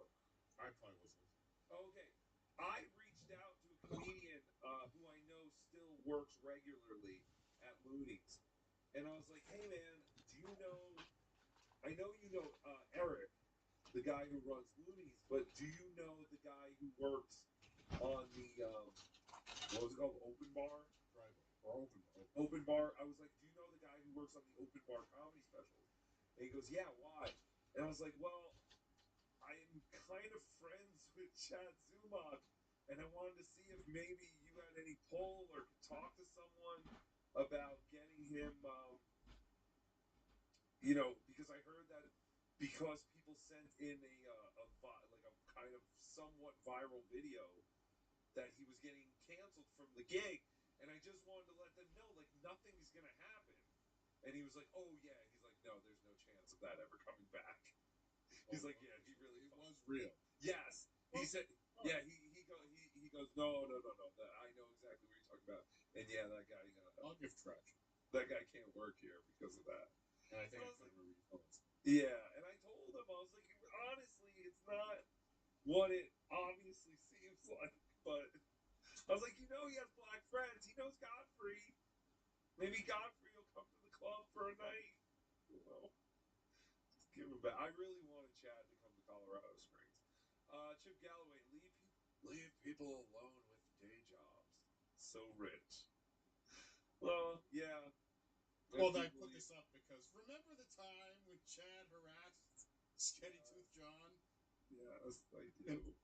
And what did he do? He gave out her employer's name or called her employer or something? I don't remember that one exactly. I don't know exactly. I know certain things, but I don't know what was necessarily public and stuff like that. So. Yes. Remember the time. So yes, apparently Chad was involved with messing with Sketty Tooth. Yeah, but I think she might have said he stinks. So she pretty much deserved everything she got. That stupid bitch. It's obviously a cunt. But yeah, there was something there. Allegedly. But no. Oh, she's saying, call my husband now. That's what I was gonna say. He got involved with like her ex-husband. There was So she's saying, call my husband now because her husband is, of course, the very big, very strong, and very handsome Chip Galloway, who is fantastic. I'll take Chad's call. Yeah, Chad, call Sketty's husband now. Anyway, I hope you're both doing well. As far as I'm concerned, you both are still in Vegas, honeymooning in your wonderful suite or wherever you are. And also, I'd like to ask, remember the time when Chad mounted Aaron Imholt's ex-wife's book on the wall right behind him in this shot? It's right there. It's still there. Love and Crime, the Aaron Imholt story. But I'm not allowed to look at Dan's Love and Come. Well, Dan from Nice Podcast Stupid, yes. But anyone who is named Dan who's friends with Chad, no. You are not allowed. Uh-oh. Ah, fuck. That happens sometimes. Hold on. Oh, wait, no. Remove that. Yes, remove that. Sorry, don't remove the plate. No, that was that was not a thing. All right, here's more of Chad. And who knows what the content would have come out of it? Like, you're thinking short-sighted. Like, you think long-term. But what? I can't teach common sense and logic to dummies. This is like someone who I did a lot of these jobs when I first started in production back in the early 2000s. When you get a job off Craigslist, and they would be like, "Yeah, we can't pay you, but you should think about the long term and how this is gonna really, it's gonna, you'll be able to use this on your reel. You'll be able to tell everyone you were part of this wonderful project." It's like, yeah, no, I gotta think about the now. I gotta eat. What was that? What was that thing you put up with April? I mean, the same people that believe what Melton says. You know what I'm saying? That's just what it is. And I don't know. So anyways, really cool bird says, remember the time Chad was literally harassing Melton's family over the phone? I need proof. I have never heard proof. I don't know if it happened. I'm sure it knows. I've never heard proof. I will defend Chad. I don't know. I just hear what Melton said. Was it over the phone? That's usually where he makes calls. I thought he wasn't it. Then he went to an uncle's house. Yeah, that's what I thought. Okay, I was waiting for you to say. Calling and harassing. Oh, okay. I don't remember that. Who can keep track? Yeah, who can keep track? Listen, there's so much, hearsay and rhetoric. I'm not going to LA this week, but I am doing today's show because I don't know if I'll be on this week. I'm being honest. I'm just putting it out there. I don't know if I'll be on this week because I have a lot. What day was this? This was Sunday. Okay. Right? Or or was this yesterday? This was the 5th. So Sunday. Yeah, this was Sunday, and he was definitely on yesterday, on the 6th, and he was also on MLC yesterday. So he was back. But then Kevin Brennan and him both disappeared. Chad ran off MLC yesterday for some reason, and then I wrote in the chat, "Hey Z-Man, I want to be back on the project," and that caused Kevin Brennan to turn the chat to members only. And then he got frustrated and he just left. And then he didn't go on today. "What's the matter, Brennan? Where are you? Why aren't you doing a show?"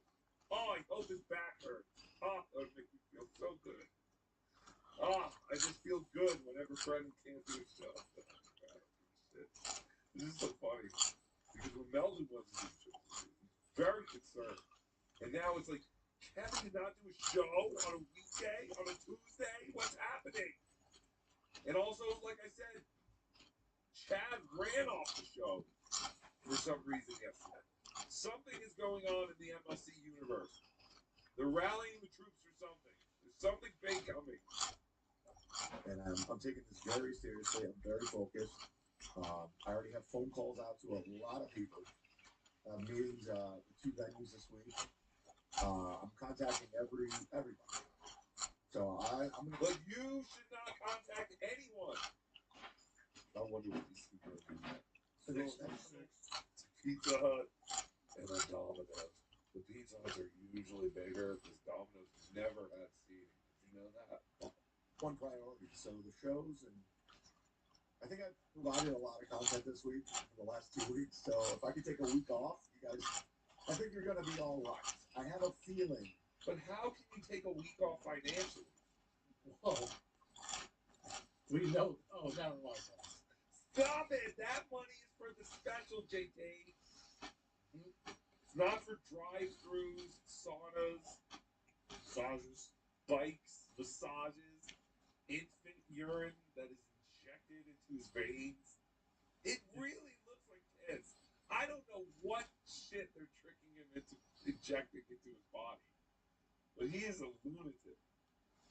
It looks like Mountain Dew. You're gonna be all right. So that's my number one priority is to get these things all into play, to get the venue secure, to get the guy producing it, direct. I got it. All I need is a camera, a place to do it, a date, equipment, people, an audience, an open day, tickets, chairs. So now he just said he's visiting 2 venues this week. I don't know if he's visiting them or he has calls into them. But Okay. yes, he had 2. Because on his update on July the 1st, which was how many days ago, sir? 7 days? That's before everything fell apart, well, before Cardiff Electric destroyed everything. But on the 1st, he's narrowed the venue selection down to 2 locations. That was fantastic. So he still hasn't talked to these 2 locations since the 1st of July? I'm waiting them out until they start a bidding war. I don't know. Yeah. I want them to find out about each other, fight over me. With all the Yeah, details. that's all on updates. So I can say, I got that. Update, I got steak last night and a new computer monitor. Guys, having money is sweet. So what's gonna happen? Oh yeah, we'll see what's happening now. So that's where all my energy, everything's going this week is to get the special rolling. And I have a lot of work to do. The special was always going to go down. I mean, even if you only made $1,000, we still would have expected that $1,000 to go towards some kind of special. There was never any doubt that some kind of special was being made. That's why I always said, if you're going to create a GoFundMe for something, you should use Kickstarter. Because if you don't make your goal, you know the creator doesn't get the money. I don't know, it just kind of makes more sense. And I'm already off. Sorry, I just got distracted. Something. Nighttime shows. There's a reason why I don't do it. So yeah, it's Sunday. I'm out of my rhythm. And the rhythm's gonna get you. Who sings that? Here I am now giving you money for $8,300 GoFundMe, and then I find out you upped it to $10,000. Also, I want to give money to I'm furious with you, Chip. All right, let me explain that. Ah, man, I gotta explain everything to retards. All right, retards, pull up at me. Uncle Chad's gonna call. He said pull up. We hit the goal. He said twice. Chad's never played sports. Oh, this is sad. Pull up at this excuse though is glorious. All right, PL says, here I am not giving you money for an $8,300 GoFundMe, and then I find out you upped it to $10,000 that I also won't give money to. I'm furious with you, Chad. So now Chad is going to explain why he upped it to $10,000, even though he said we don't need more. We don't need to up it more than the 83. 83 is a solid budget. It's all we need. Retards, pull up at me. Uncle Chad's gonna call. We hit the goal on GoFundMe. We hit it. That's what I was asking for. That's everything was estimated for that. That's what I needed. Bare bones. Let's get it done. Venue costs, everything. I talked to my buddy Dan at the time. This is what we needed. I can get by. There's more expenses. I'm coming out of my own pocket. Goal's hit. Goal is hit. The problem is, not the problem. I guess it's a problem. The problem is people kept donating because they want to help out. A lot of people didn't think it was going to hit in less than 2 weeks, which is either did I. You're right. He is dealing with so many things. Poor guy. Threw 200 in. Guy claiming to be Pat Dixon threw some in. I forgot the gentleman's name. He threw 50. They're like, we still want to support. I go, yeah, listen, I appreciate it. And because of people doing that, GoFundMe has this thing like, you know what? You can unlock this for the ultimate goal, $10,000. If you want. Doesn't normally, do they not make you like offer people? Because I know a Kickstarter, you can, once you reach a goal, you're like, oh, well, if we get to this goal, then we can do that. No, GoFund's even better. They have a slider that I can just slide more. Right, but you don't have to offer anything. No, you don't have to offer anything. But people can also keep, obviously, they can keep donating money without him making it 1,000. Yeah. You just keep going. But when you see it all the time. Every time there's a big event and some kid starts a GoFundMe to raise money for a new roof, whatever it is, like some big news story, and then this kid starts a GoFundMe to help his parents, and then he thinks he's $1,000, and all of a sudden people donate hundreds of thousands of dollars. Right. It's fine. But obviously, Chad is not confident as a young boy whose family needs the money to save their father from dying, or something along those lines. Something normally on a Groups are more important. Right. And I guess Chad figured, well, if people see I already hit the goal, they won't be so inclined to send me more money. So he's like, if they still think I haven't hit my goal, then they would give me monies. You can't be a victim if you're not on your back. Right. So obviously that's why Chad upped it to 10,000. So whatever his bullshit excuse was is fucking stupid.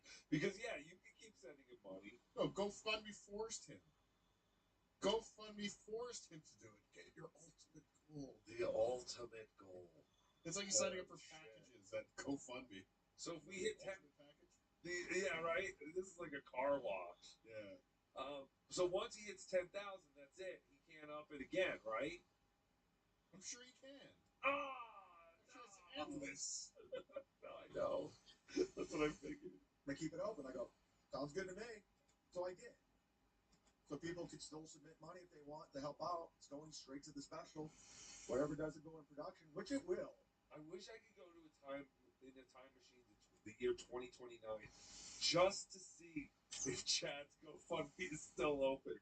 That's the only thing I would do if I had a time machine.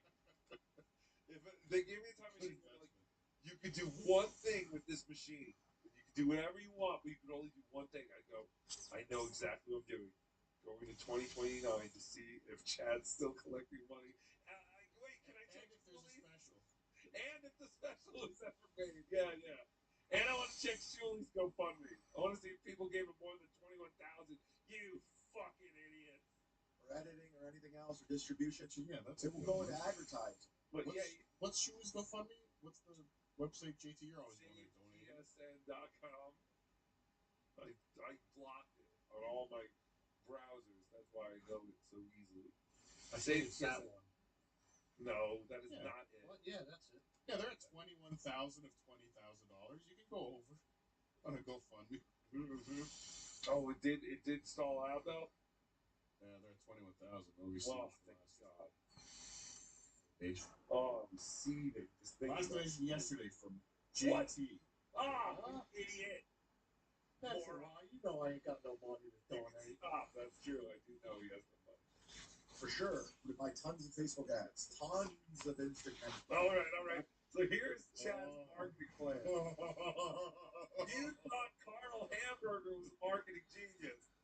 Well, he has not been put up with the likes of a Chad Zumach. This is insane to me. Facebook and Instagram ads are going to make him superstar. How much is he gonna spend? Is he really gonna go through all the process of like targeting his like demographic? Like, who is Chad's demographic? What is his demographic? Is it The Dabbleverse. 60 years old? It's Dabbleverse. It's the Dabbleverse. That's what I'm saying. This is all insane. This special's An gonna be crap. insane waste of money. Yeah, and time and effort. And now people, do you still question why I said I didn't want to be involved with this? Insane. This is a lot of work still has to go into this. You would have been in those ads. Yeah, I know. Yeah. Yeah, right. From the director, Tookie, comes the Chad Zumach comedy special. Half the ad is Tookie. Yeah, right. Chad, we'll never get it done in time. We have to. This is my passion project. I'm just thinking of a whole trailer we can make. Did Chad Zumach's comedy special ever get made? Probably not. Which it will, or editing or anything else or distribution, it will go into advertising. For sure. We buy tons of Facebook ads, tons of Instagram. I gotta get it. Tons of it. Loads of it. Get out there, man. I'm not Shane Gillis. I'm not Tony Hinchcliffe. I don't know Joe Rogan. I know Joe Rogan. I don't know the show. So who's looking for this comedy special? Guys, this comedy special, if you think about it long term, could be as bad as Brendan Schaub's or Tony Hinchcliffe's. After all, I'm no Louis C.K. Like, from the guy who's not Joe Rogan. Like, who's looking for this comedy special? Besides the Dabbleverse, again. And he's going to charge us for this. You know he is. He's going to put it members only, or he's going to figure out some way to create a website with the remaining $20 he has so that he can charge people to purchase his comedy special. There's no doubt in my mind. I don't think he's having me on. Anyways, so I need any kind of help promotional. But you don't have to. You don't have to at this point. Do you think if Joe Rogan found out that Chad Zumach raised $10,000 for a comedy special? See, I feel like he would have Chad on. Just talk about that. Like, what the fuck happened to you, dude? Didn't you have, like, a bunch of famous friends and stuff? Hit my goal. Yeah, I don't think he would either. And I was very emotional when it happened. It meant something. I was like, wow, cool. You guys really stepped up because there's a lot of adversity. I love Patrick. Sorry. Adversity. I always love when he brings up Joe Rogan and when he's screaming about Anthony Cumia and how Anthony Cumia's only been on Joe Rogan 2 times. Never. Yeah, what a loser. What a loser. Everyone trying to sabotage it, take it down, and take me down, get things canceled. So it meant a lot. But just because it's at 10,000, that's GoFundMe. I unlocked something and it said that. I go, okay, cool. Whoa, I just hit this button. I What don't did know. I do? Dun-dun-dun-dun-dun-dun. I don't know GoFundMe. I only came here because I heard about donations. Awesome. Right. What do I know? Congratulations, Z-Man. You've unlocked the $10,000 level. Now you may grift away. The goal's hit. We don't get 10,000. I don't give. Be cool. It's an option. If you want to go throw in some money, great. It's going towards the show. If you believe in what I'm doing, He almost said, if you want to go waste your money. you want to see it What through. I'm doing. You want to throw your money away? Doesn't matter to me. I'll take it. I'm trying. Trying. Taking this week off. That's John. That's John. I'm trying. None of you fucking idiots ever try anything. At least I'm trying. It can happen, man. So what else you got, Yo? What do we got? I love how this came in after that little speech on exactly what. Oh, see, there you go, Tim's totality. We have the same thought, which 99% of the rest of the Dabbleverse have the same thought. You guys got all the answers. I just tell you exactly what's going on. Come on, Chad. At least admit that. You didn't have to up it to 10,000. You can still get money, extra money, and not have to create a new goal. Again, the same reason he did the $100 donation from Godfrey. Yes, the same reason. You put a 20 in the tip cup. Yes. It's all manipulation. It's all he thinks he's playing mind games. Mm-hmm. Yeah, I love it. You said on your show, it's not like I'm going to raise it, and you did. I just rewind the tape. I just went on a nice speech on what exactly happened. But you guys know. Yes, and again, you know. You don't have to. I don't know why this pro comedian who's earned his flowers and is shooting a career-ending special for Netflix. That's not for Netflix. He made that up. It's not career-ending. I was gonna say, it's funny you focused on the Netflix part and not the career-ending part. Yeah. He could think of a defense right away for the career-ending. How do I respond? But he basically said it himself. This is his last hurrah. Song, Yeah. Last shot, not career-ending, but last yeah, shot. Let's take his hand. This is my Hail Mary, my Joe Namath. Gets me back out there again. So I'm gonna put a lot of work into it. But you wouldn't know that because you gave up. Well, actually, the industry gave up. Oh, this is gonna reboot the Z-Man's career. I never thought of it like that. Ever. It's your brain. I never thought oh yeah, a comedy special could really help Chad. No, the whole time I was like, why is he doing this? Became Red Bar Light internet show. I don't know why this guy can't roast me back. I do all the time. Okay, he just gets into a whole melted thing. I would play. It just seems kind of boring to me because now people are going to go, "Oh, you won't play the part where he bashes Melton?" Okay, here. Non-stop. I talk about how fat you are. Yeah, he's fat. And how you look like Grimace. I do get it it. all the time. Does look About how like you can't even open your eyes because you smoke so much weed because you can't even live in your own thoughts. So you have to cloud your brain with weed non-stop. That's why he can't open his eyes? I thought he was going to say because his cheeks are so fat. I thought he was half Asian. Yeah, chinky eyes. He said, no wonder you can't open your eyes because you can't even focus. What? I got too much weed. You got too much weed. You got too much pox on your brain. You can't even open your eyes. Sounds like something my dad would say. How you look like Grimace. I do it all the time. About how you can't even open your eyes because you.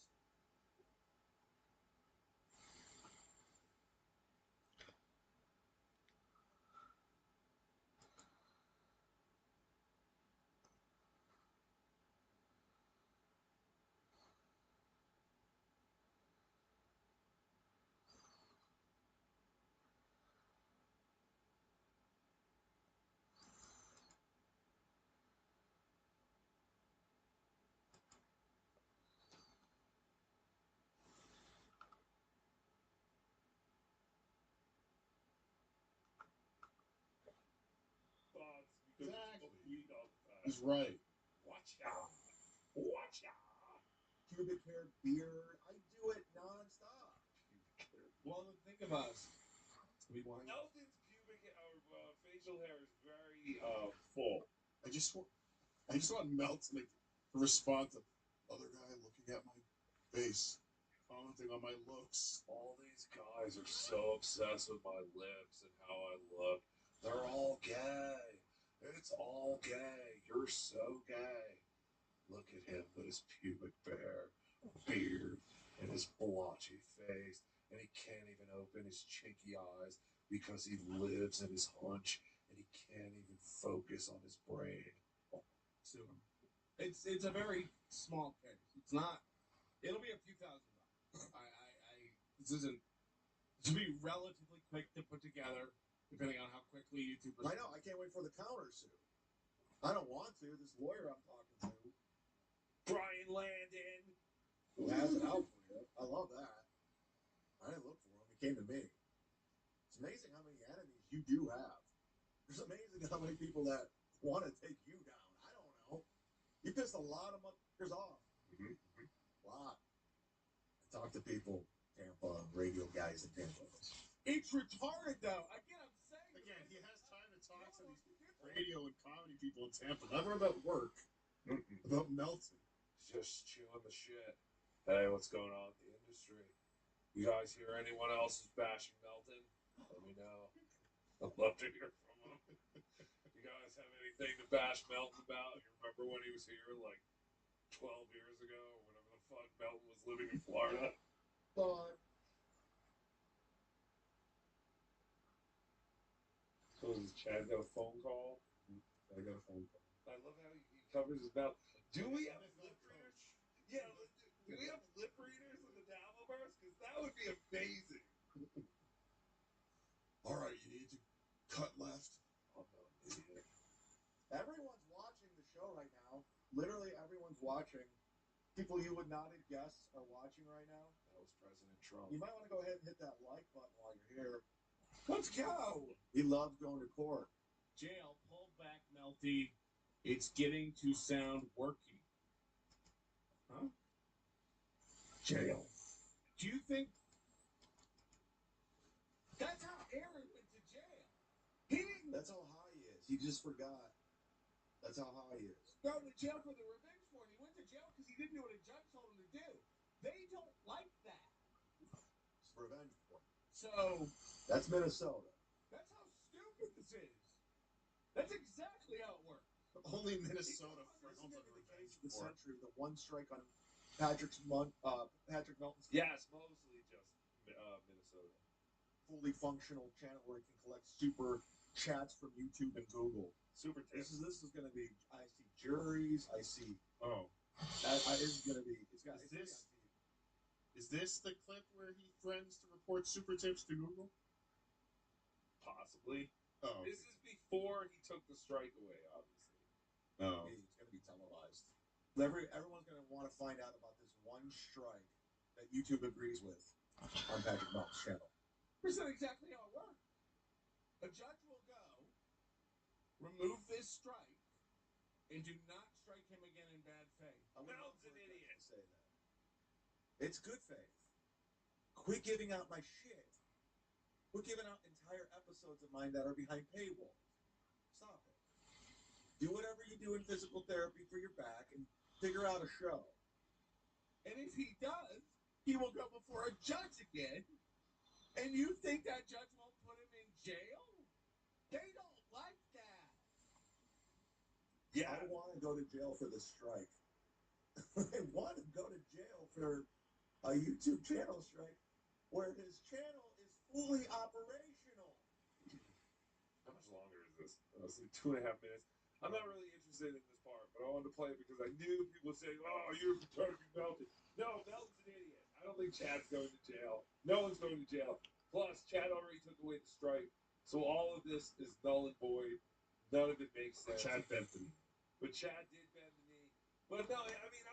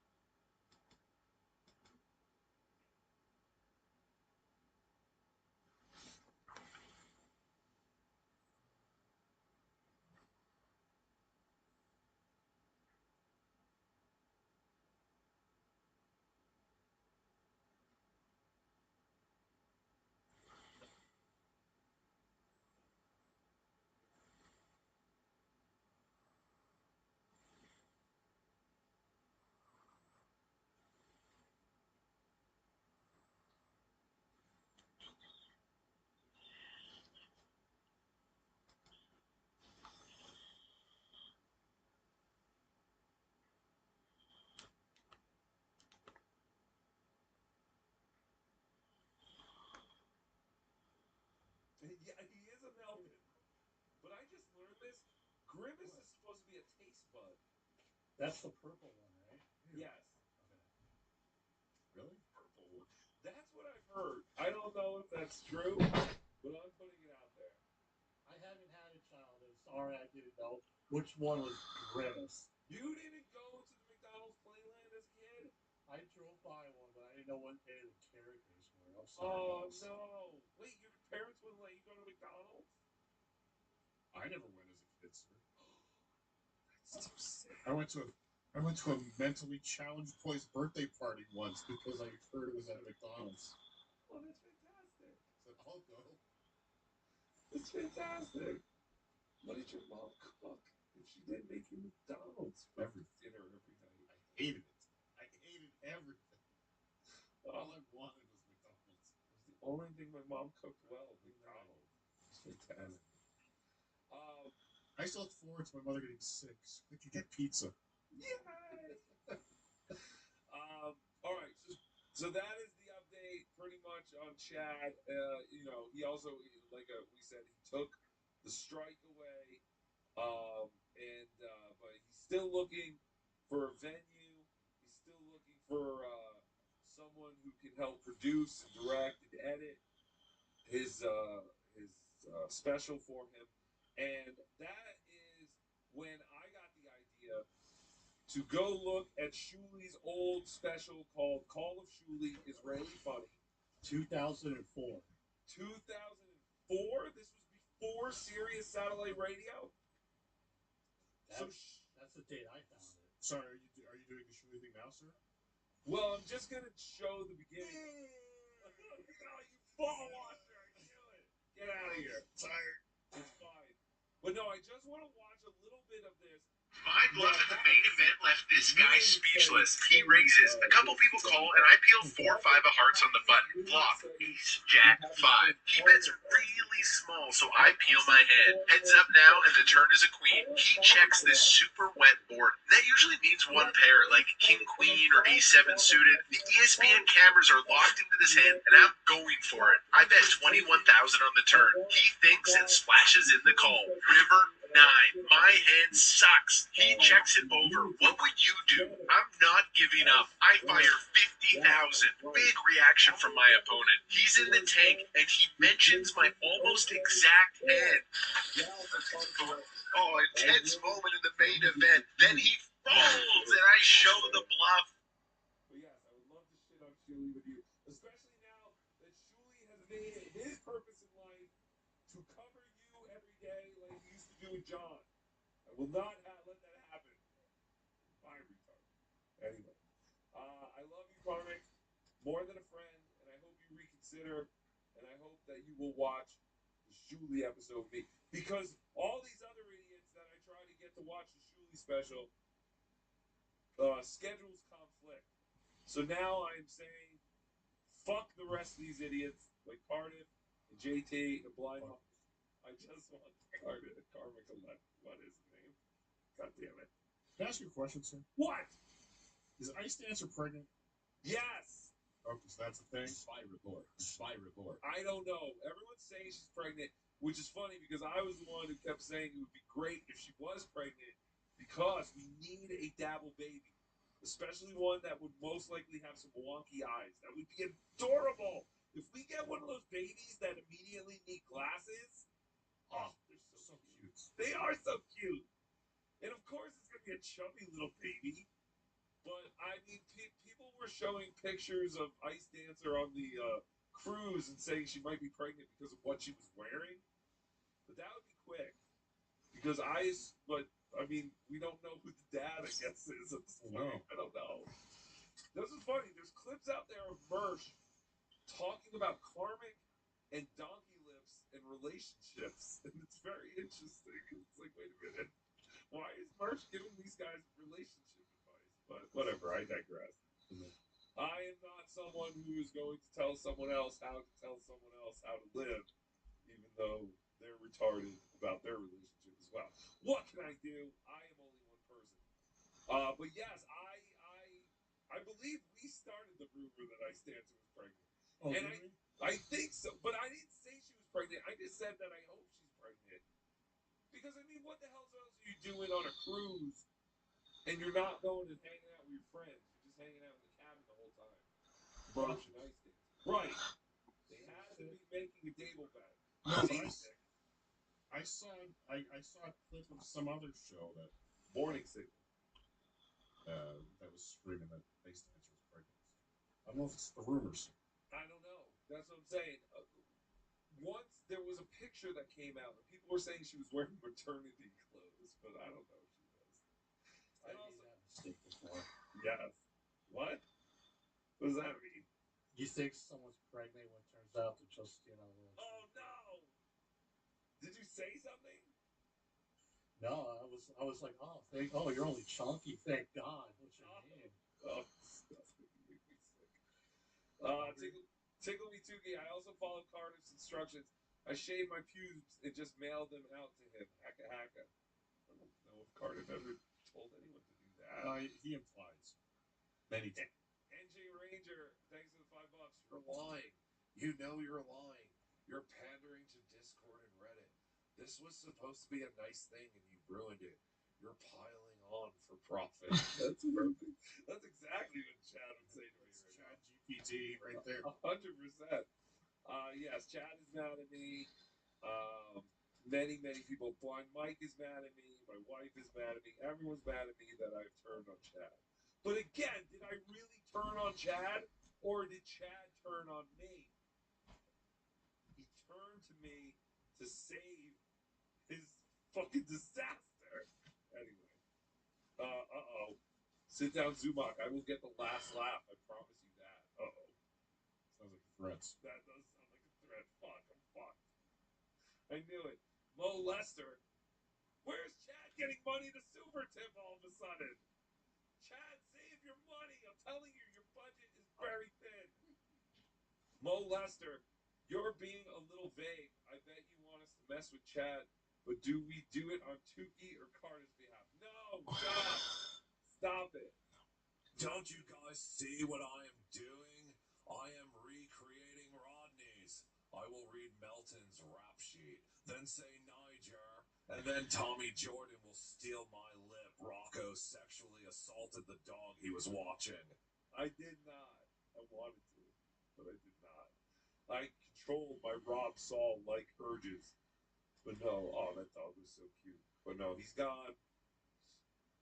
You got little, right? You don't miss him. What? No. He laid with me in bed. He laid with me in bed. We spooned a little bit. We spooned. Don't you have like another adult?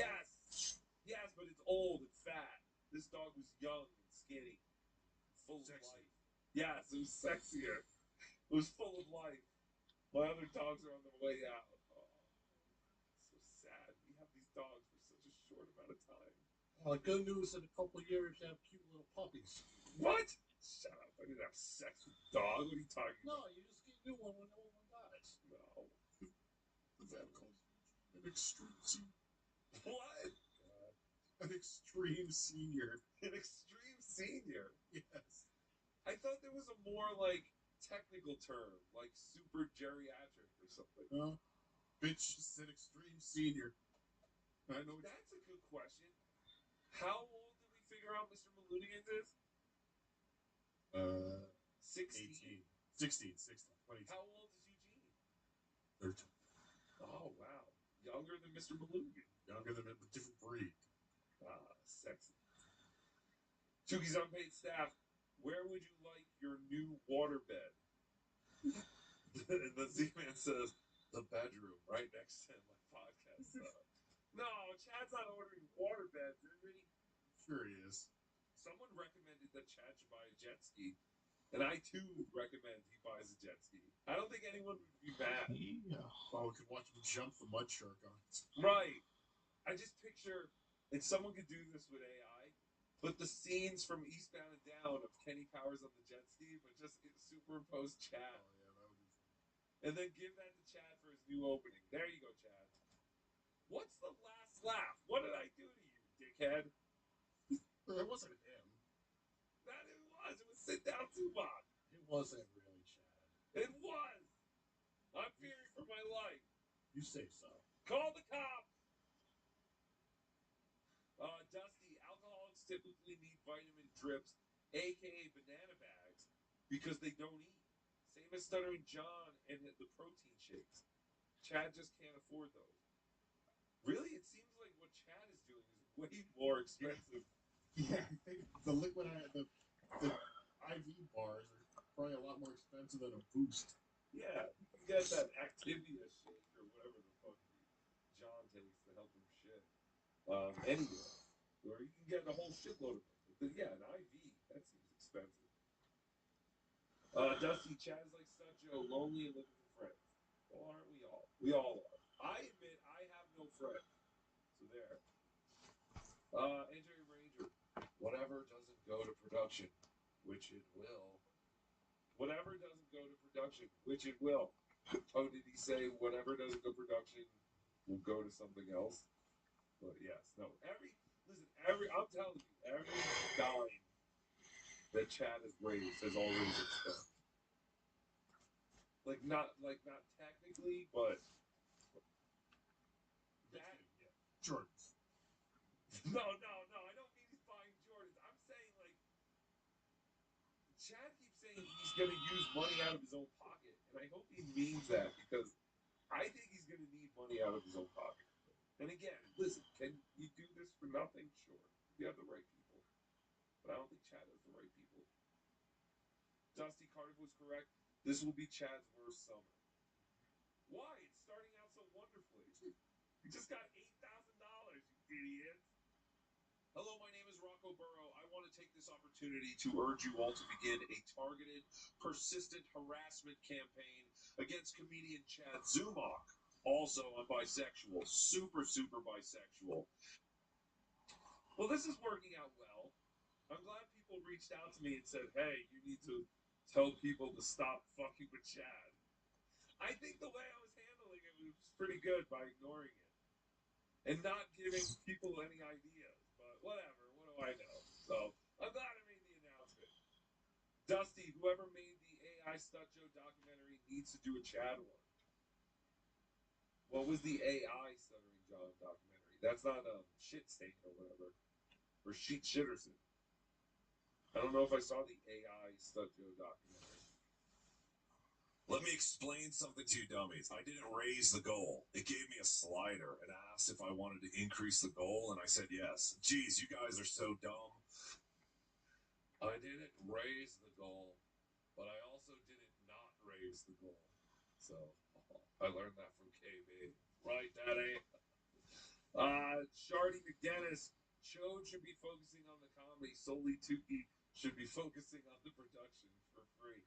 No, again, and I will say this. Chad did say he would get me paid, and at the very least, pay for my travel. Because I told him, you can't pay me.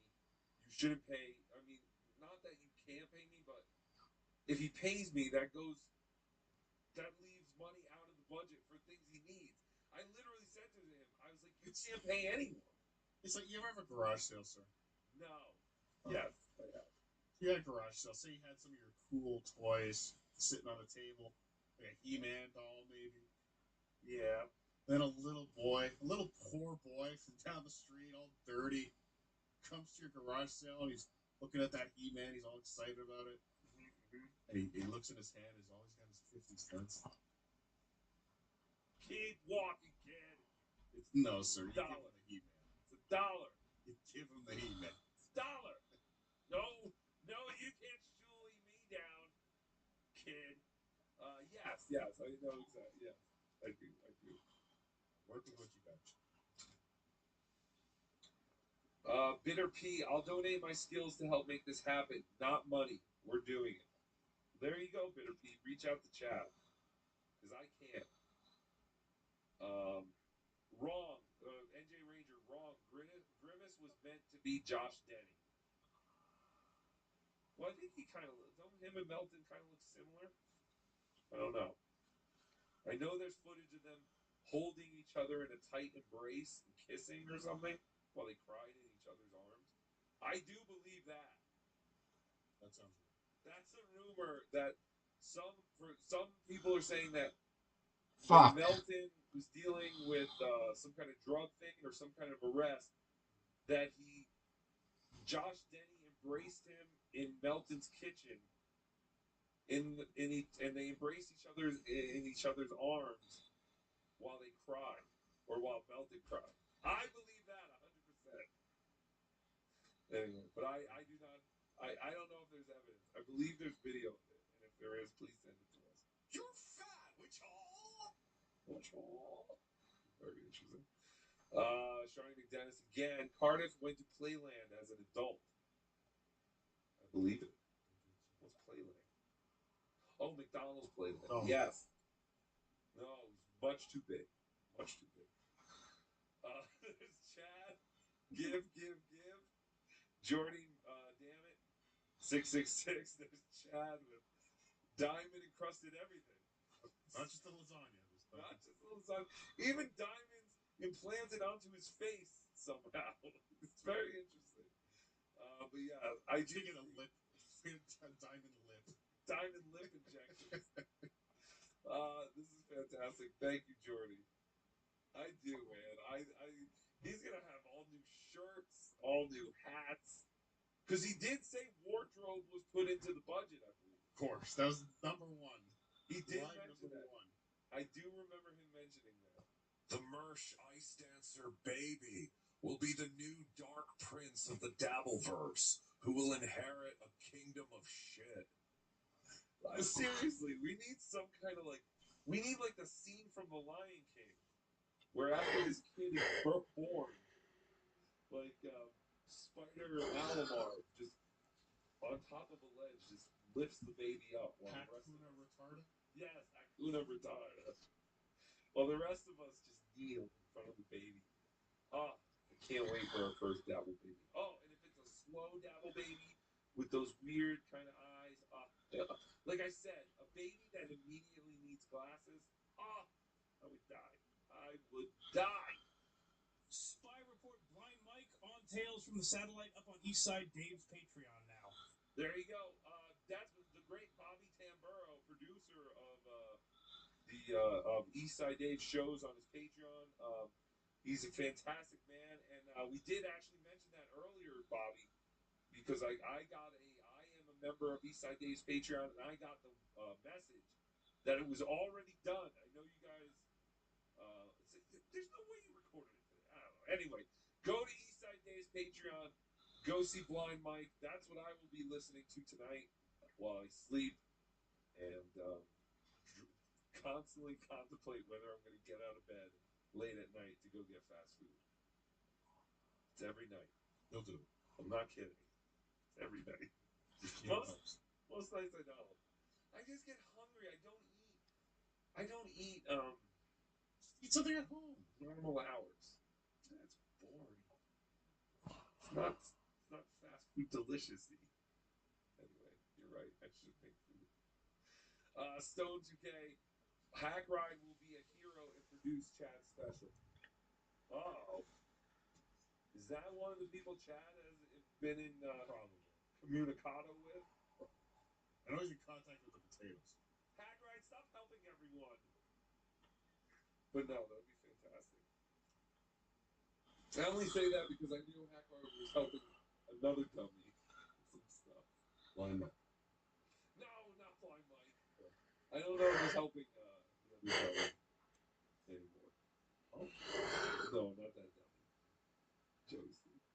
Ken, I'm so fat I need an apparatus to wipe. Is that okay? Is that fat? Yeah. Pretty fat. That's pretty fat. Do you ever see that guy? There's a food guy who's pretty good. He always goes, "Is that fat? Make me fat." I can't think of his name though. He's good. I like him. Hey, Rocco, or not good. Also, can you Google Live why your crotch stunk so bad for one day in middle school? I think Dr. Steve said it was some kind of like a yeast infection or something. Earl mystitis. It was Earl mystitis. Earl Skakel mystitis. It was something. I forget what he said. I think it was remember how Aaron Imholt claims he got herpes from his dad by sharing a towel with him? I think I got a yeast infection by sharing a towel with my mom. I think. I don't remember. Did you ever hear that? Aaron says that. Like, why would you say What that? the fuck did you just say? Well, I mean, mine was obviously a joke. Where was the yeast infection? I'm kidding. I don't know. It was in the towel. I don't believe you. And then I used it to wipe my crotch. No, where on you was the yeast infection? In my crotch. That's a good point. But yeah. Aaron has said many times he has herpes and that he believes he got it from his dad from sharing a towel or something like that when he was younger. I don't know if is that how you do? Is that how that works? I think so. I guess it's possible. Thank you, Vegas Esquire. Google, do you know if GoFundMe withdrawals have been made? No, I don't know. I can't. I mean, listen. I mean, one thing Chad doesn't do, like Stuttering John, the one thing, maybe give him time, he will, but the one thing he doesn't do is show us his emails, like Stuttering John did. Right. That was the only reason when you Stuttering John was pulling money out of the GoFundMe already. But there are clips out there where Chad is already bragging about having an extra monitor, headphones. Yesterday, he said he was treating himself to filet mignon instead of his normal salmon. But whatever, you know. Who knows? That money could be from anywhere. It could have been a good sound exchange money. Could have been. I heard June, Pride Month. A lot of people listen to Chad during Pride Month. A lot more Chad Zumach played on Broadway. Yes. Vegas Esquire. He's obviously been withdrawing steak dinners, TVs, monitors, glasses, microphones. Yeah. That's what he just saying. That's right. He did. He bought new glasses too. Again, trips to LA. We wouldn't talk about this if Chad didn't mention it. He's the one who talk because people will be like, "What's the big deal? You buy new stuff all the time." And it's like, yeah, but I don't come on and be like, "Guys, check out my new glasses." That's for catering, production, and wardrobe. Yes. Oh yeah. JT, you're right. He can write all this off. Steak dinners is catering, the TV monitors are production, and the glasses are wardrobe. Yeah, we're international for the special, so that's where money is needed. Just cut back on the process. See, Chad, I have a very. JT's the money guy. Yeah, he's the money guy. He's running the book. All right, here's a message from Turbo. I don't have any friends. What? I wonder why, asshole. You broke my heart. Oh yeah, maybe that's why I don't have any friends. Yeah, how are you gonna destroy our friendship? Well, how does this end?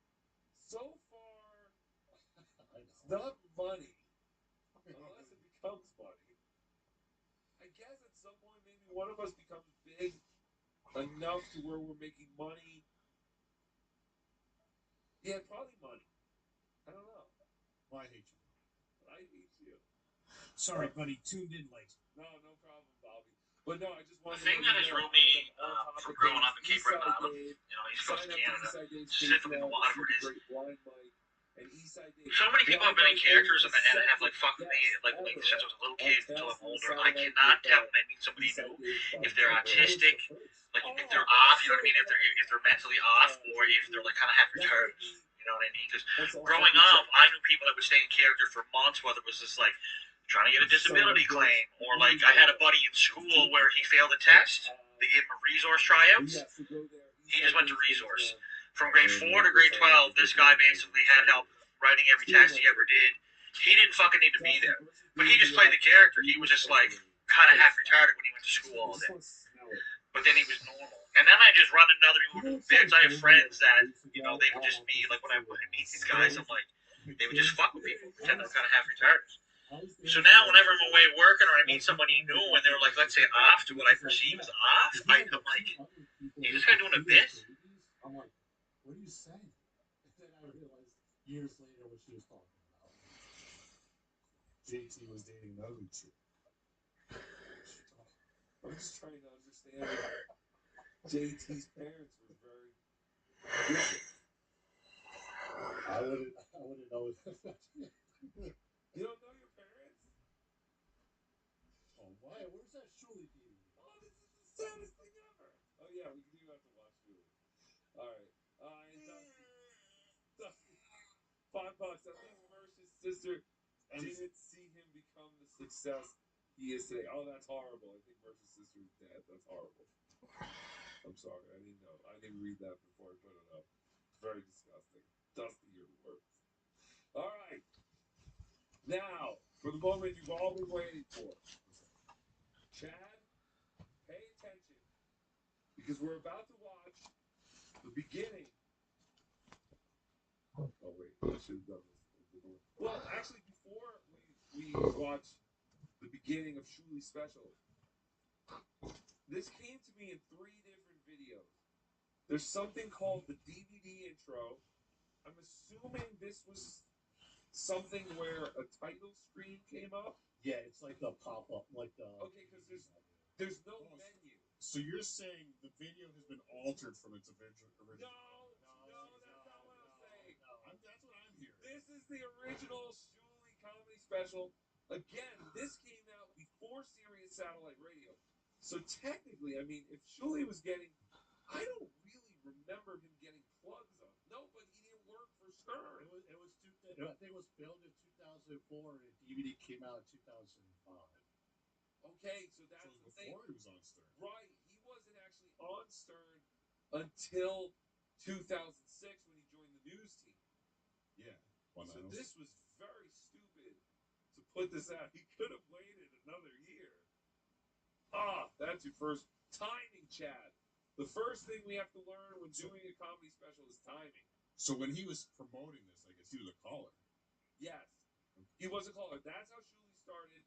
He started by calling into the Stern Show. I believe in... What is the year? We have to find Shuli's first call. I know I've heard it. Is it like 2000? I'll send him the link. Well, when did he go play blackjack? What Vegas show was that? That's where we have to start there and go backwards. Because I think that was the first time... That was obviously the first time they met him. Yeah. Right, on the show, but he called in a bunch of times before that. Shuli was just like Bacon Bits. He was just a listener, and then he started his own. He started contacting the shows. I prefer to think he's more like Curtis. Yeah, maybe Bacon Bits is not the best example. Sorry, Bacon Bits. Yeah, he's more like Karmic. Or did you say Cardiff? No, Karmic's fine. Oh, I was going to say Karmic. Yeah, I think Karmic. Anyway, real quick, this is where I believe the DVD menu is supposed to be.